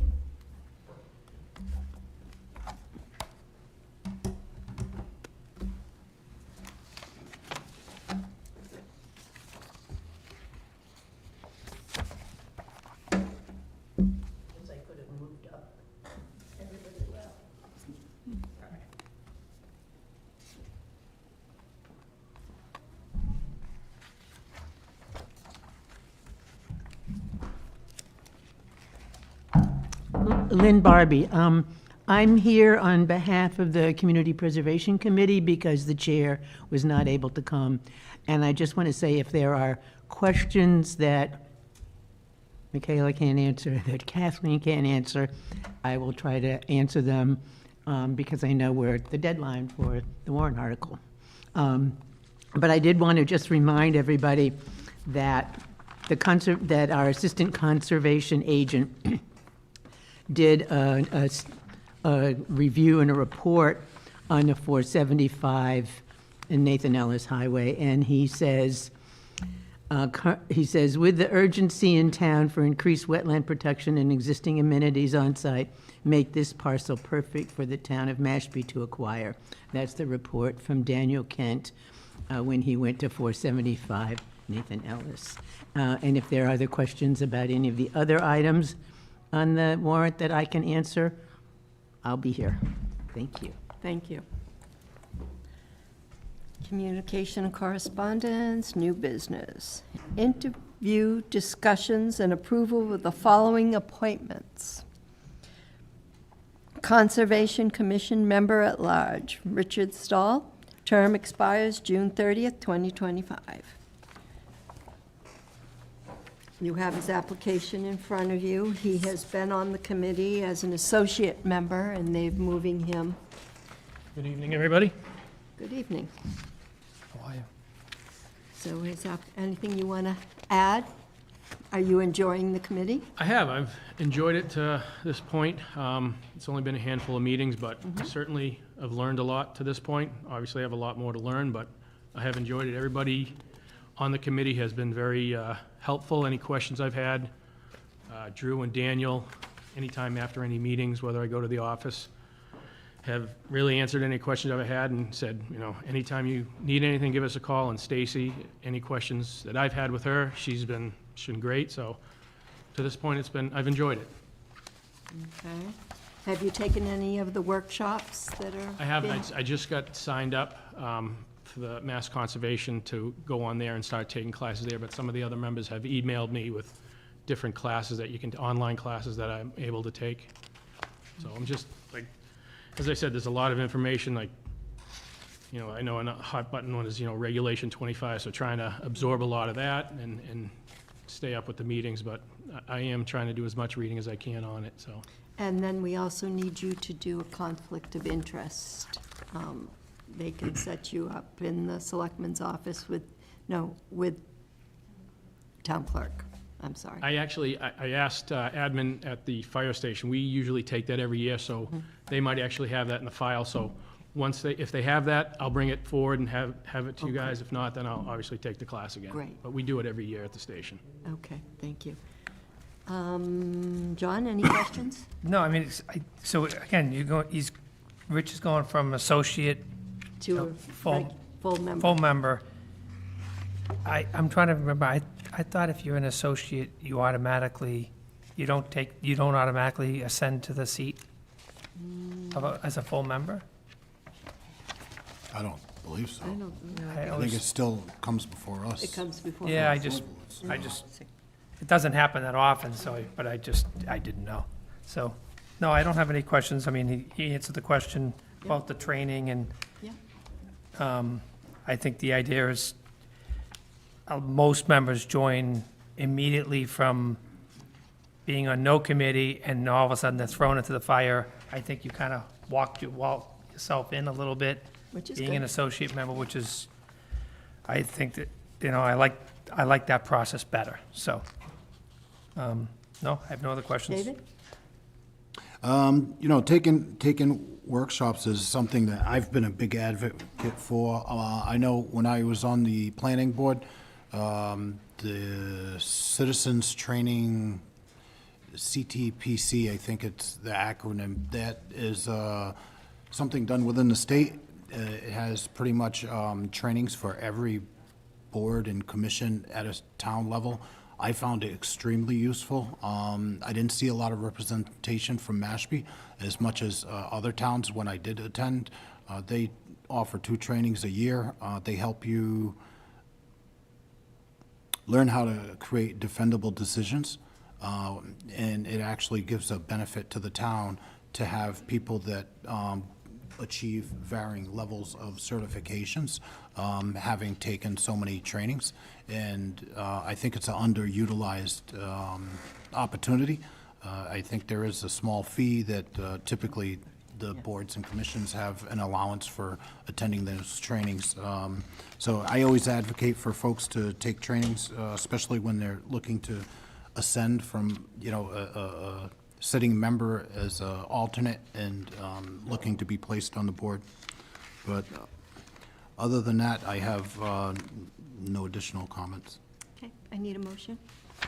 Motion to approve Rich Saul as the new Conservation Commission member at large. Second? John? Yes. David? Yes. Michaela? Yes. And I'm a yes. Good luck. Thank you very much. Congratulations. Have a good night. Okay. Zoning Board of Appeals Associate Member. Marcus? Good evening. Good evening. I watched you being interviewed on the board that night. Thank you. Thank you for the time, doubly so. Tell us a little bit about yourself. Sure. So I've been a Mashpee resident for about 21 years. I have 3 kids, all born and raised here in Mashpee. We've owned 2 properties in town. We've had a number of opportunities to interact with the local town government here. Built our house in Mashpee, so through the process of combining 3 lots into one, and quite a bit of permitting process, and all the legalese that went with that gave me an opportunity to understand a little bit more about how Mashpee worked. And I view my involvement in the local town government, which is my first, as sort of a civic duty to give back to the extent that I can to the town that has been so generous to me over my family came here from Europe, as I said, 21 years ago. I think it's time that I start getting involved and give back to the extent that I can, and hopefully my abilities in the banking sector. I've been a commercial banker, commercial lender for almost all of the 20 years I've been here in the U.S. So I've been involved in land financing, development financing, none of it on the permitting side. So I'm not a lawyer. I don't have that legal expertise behind me, but in the process of having dealt with developers and other stakeholders in the process of purchasing and developing land, I've come across a pretty wide range of land use and zoning issues. So I'm hoping between my my history and life here in Mashpee, which I've loved for over the last 21 years, and my technical expertise in the financing world as it relates to land use, to be of service to the town. Great. Michaela, any questions? No, I think your resume and the recommendations of the ZBA members say everything that I need to know, but thank you. John? I gotta commend you. I mean, as some of the comments, well-spoken, the whole thing, and everything you just said is what we want to hear. Strong member of the community, and again, also being a commercial lender, understanding you have even more experience than I do in the trade, and you get involved with understanding at some level zoning and limitations and things, so. Then there's the aspect of analytical thinking that I think translates across, segments of industries, whether banking or local government. So, the critical thinking and analytical aspect of it, I think helps. Agreed. David? I guess the only things that come to mind is, do you manage any accounts within the town of Mashpee as part of your portfolio or anything like Not that? at all. It's a segregated division of the bank that deals with government banking. I have nothing to do whatsoever with any kind of town accounts of any sort, Mashpee or otherwise. No municipalities in my portfolio. Okay. Need a motion? Motion to approve Myers Tahelian for, is this associate member, right? Mm-hmm. Associate member of the zoning board. Do I have a second? Second. All in favor? Michaela? Yes. David? Yes. John? Yes. And I'm a yes, and thank you. Thank you. Have a good night. Welcome aboard.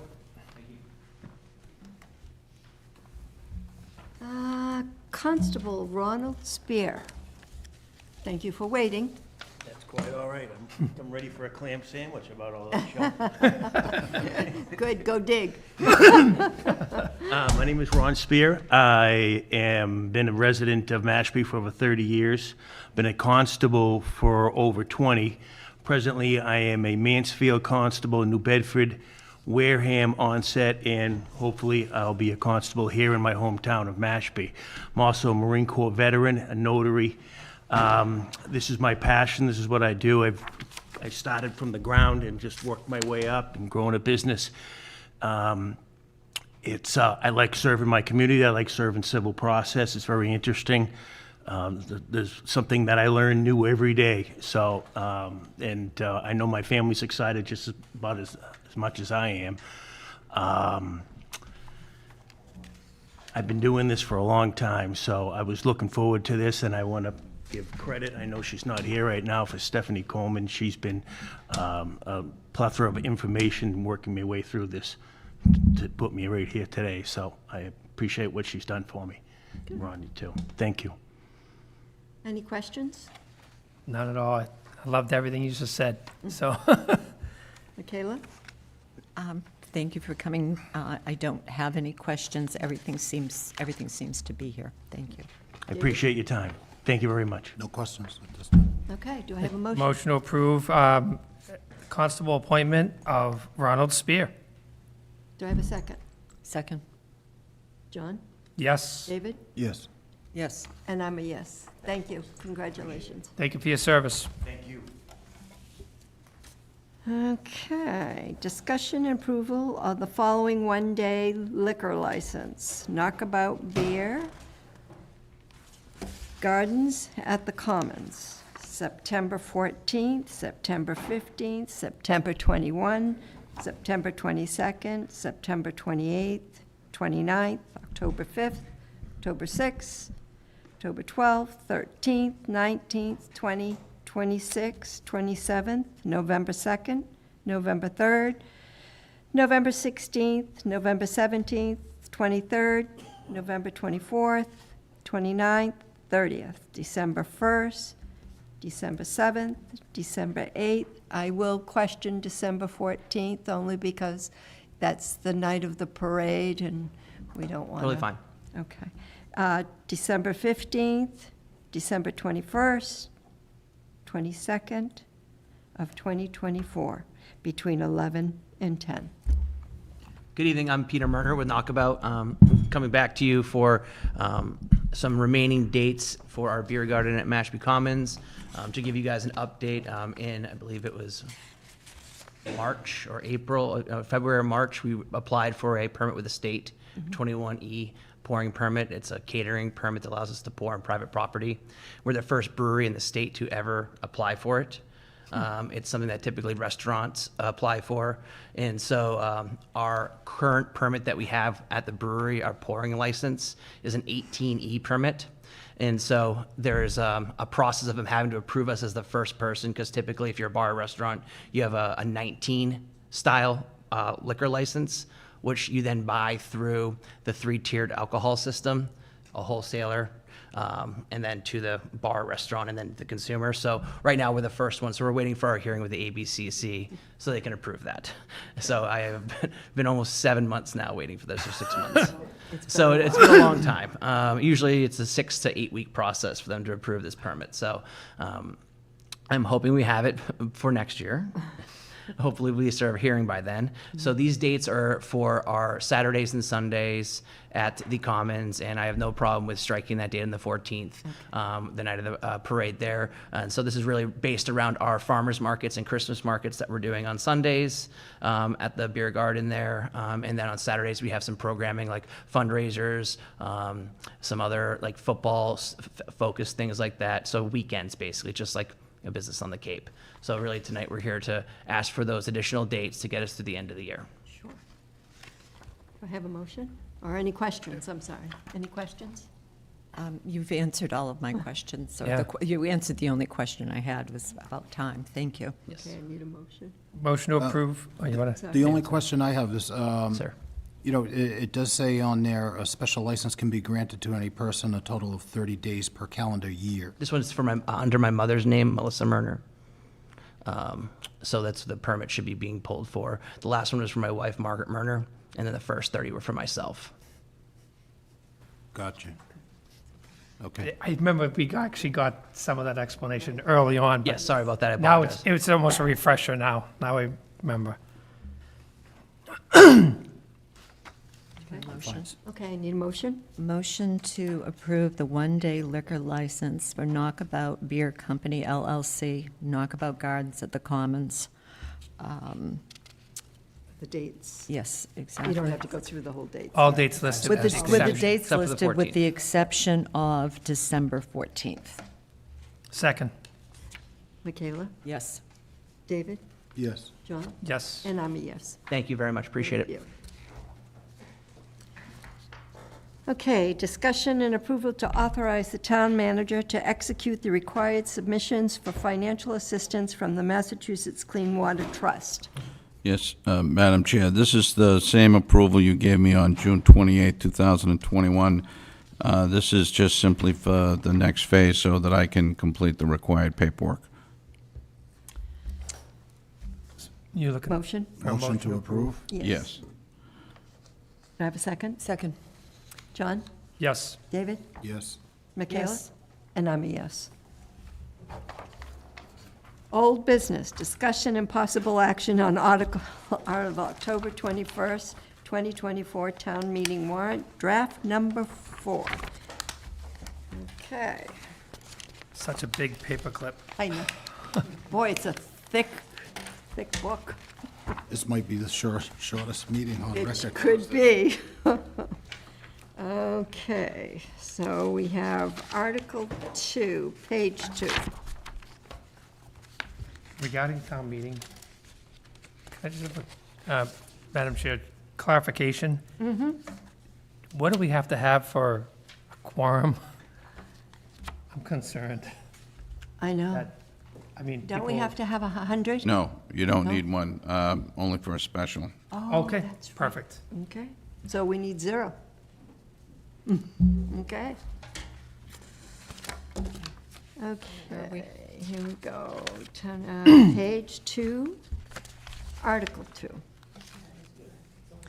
To see if the town will vote to appropriate and transfer the community preservation undersigned fund balance in accordance with the provision of Mass General Law 44B, Section 5, the sum of $2,800,000 for the purpose of acquiring the parcel of land located at 475 Nathan Ellis Highway, submitted by the Community Preservation Committee. The goal is to protect this project on Johns Pond, Flying Squirrel Pond, and Charles River, furthering the town's goal for water quality protection.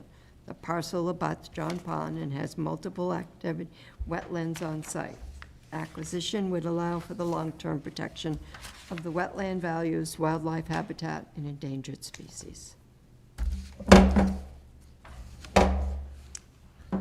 Any questions? Michaela, you're one of the CPC members. Yep. And this went before? This came before CPC. We moved as quickly as possible. We have the appraised value. We had our attorney, the town's attorney, draft an, I don't want to use the incorrect term, an offer for this property. The resident who wants to sell us this property, or we believe does, has that offer, and it's complicated in that there's more than one person. It's a trust, so they're working through that process right now. This was passed by CPC 8 unanimously. Yep. Right. C recommends approval. Yep, unanimously, exactly 8-0. I think Dan Kent's letter is, and Lynn Barbie read a small piece of that. I think that's a really important piece of information. Dan talks about all of the native species that are there, the great importance of this to environmental protection, as well as the fact that there's a dock there that the harbor master would be able to use. Currently, the harbor master is renting space from an owner. So, I mean, all in all, CPC felt that this was a really important article to move forward. Okay, so we need a motion to Accept and approve. accept and approve. So move And recommend, correct? Recommend. and recommend. Second. John? Yes. David? Yes. Yes. And I'm a yes. And Gooseberry Island. We still don't have the approval, so we cannot go forward with this one. Madam Chair?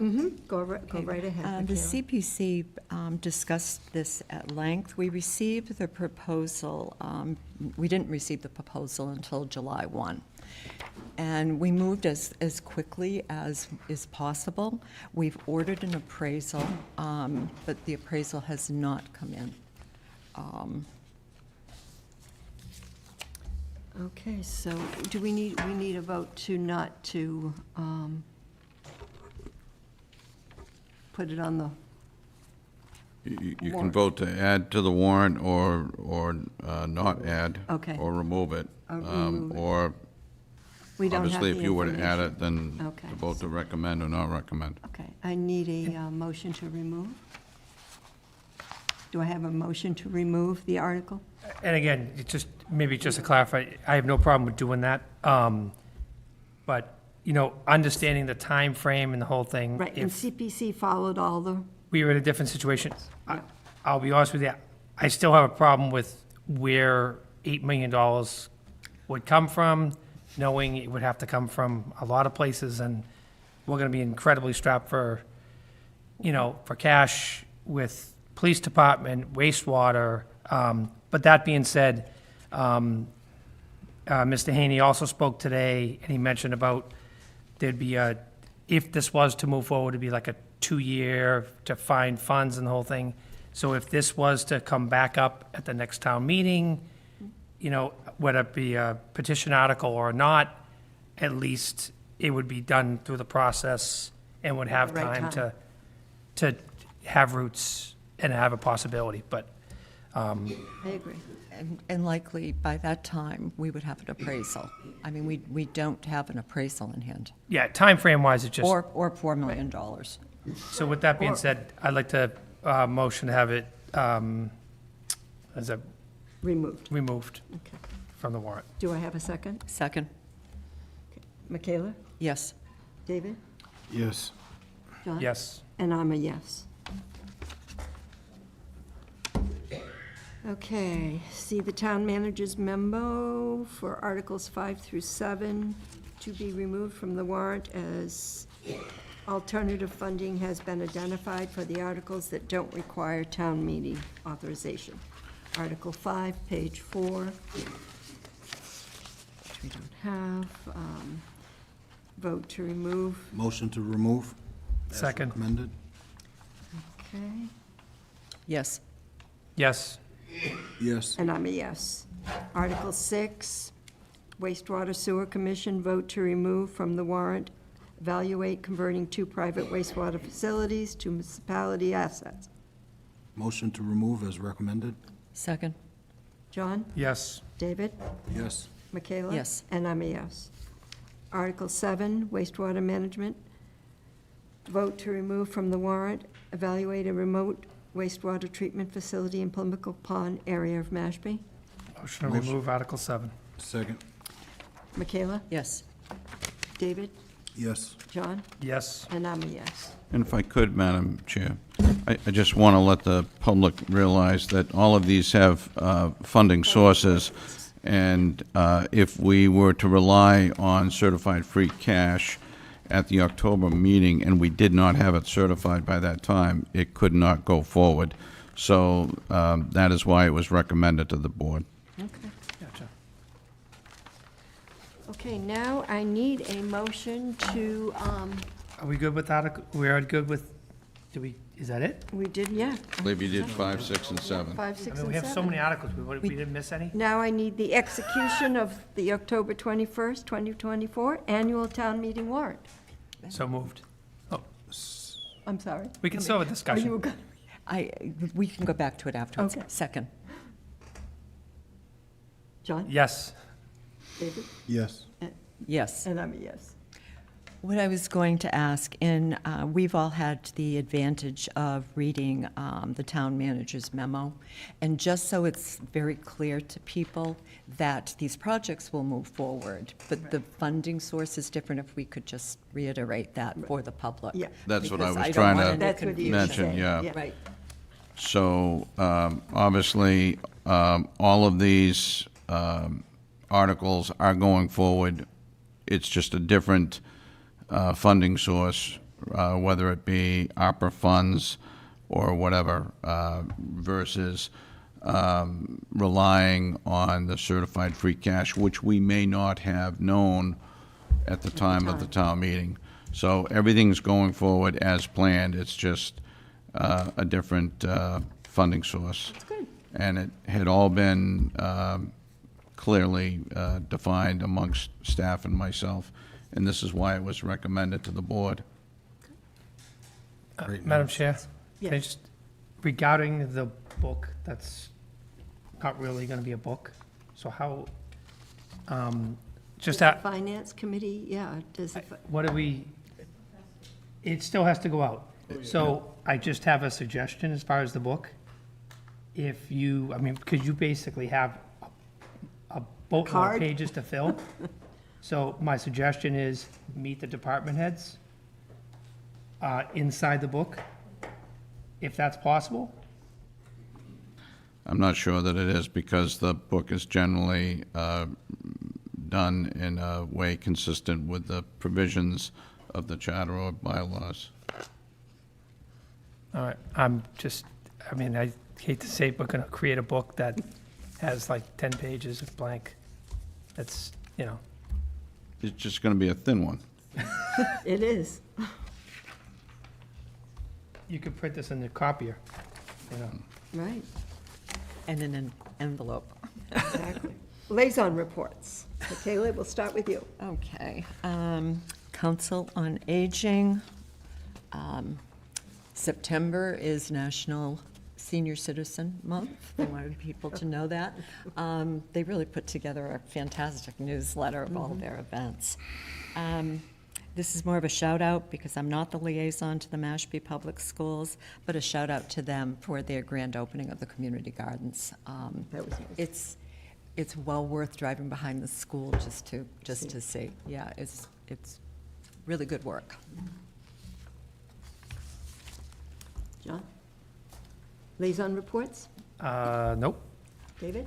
Nothing to report at this time. Okay, and I don't have anything either. Okay, water quality updates? We kind of did that. Town manager updates? Yes, just a reminder, the 2024 COVID flu clinic will be held at Christ the King Parish Hall, 5 Jobs Fishing, on the following dates: Thursday, September 19th, from 9 to noon, and Thursday, October 3rd, from 3 p.m. to 6 p.m. It's been mentioned in the past, but I'm just going to give another reminder that the town boat ramp at 388 Mashpee Neck Road will be closed for construction starting Monday, September 16th, and will continue through Friday, November 15th. The work is proposed for fall because of the temperature and the time of year restrictions. We're really not trying to inconvenience folks.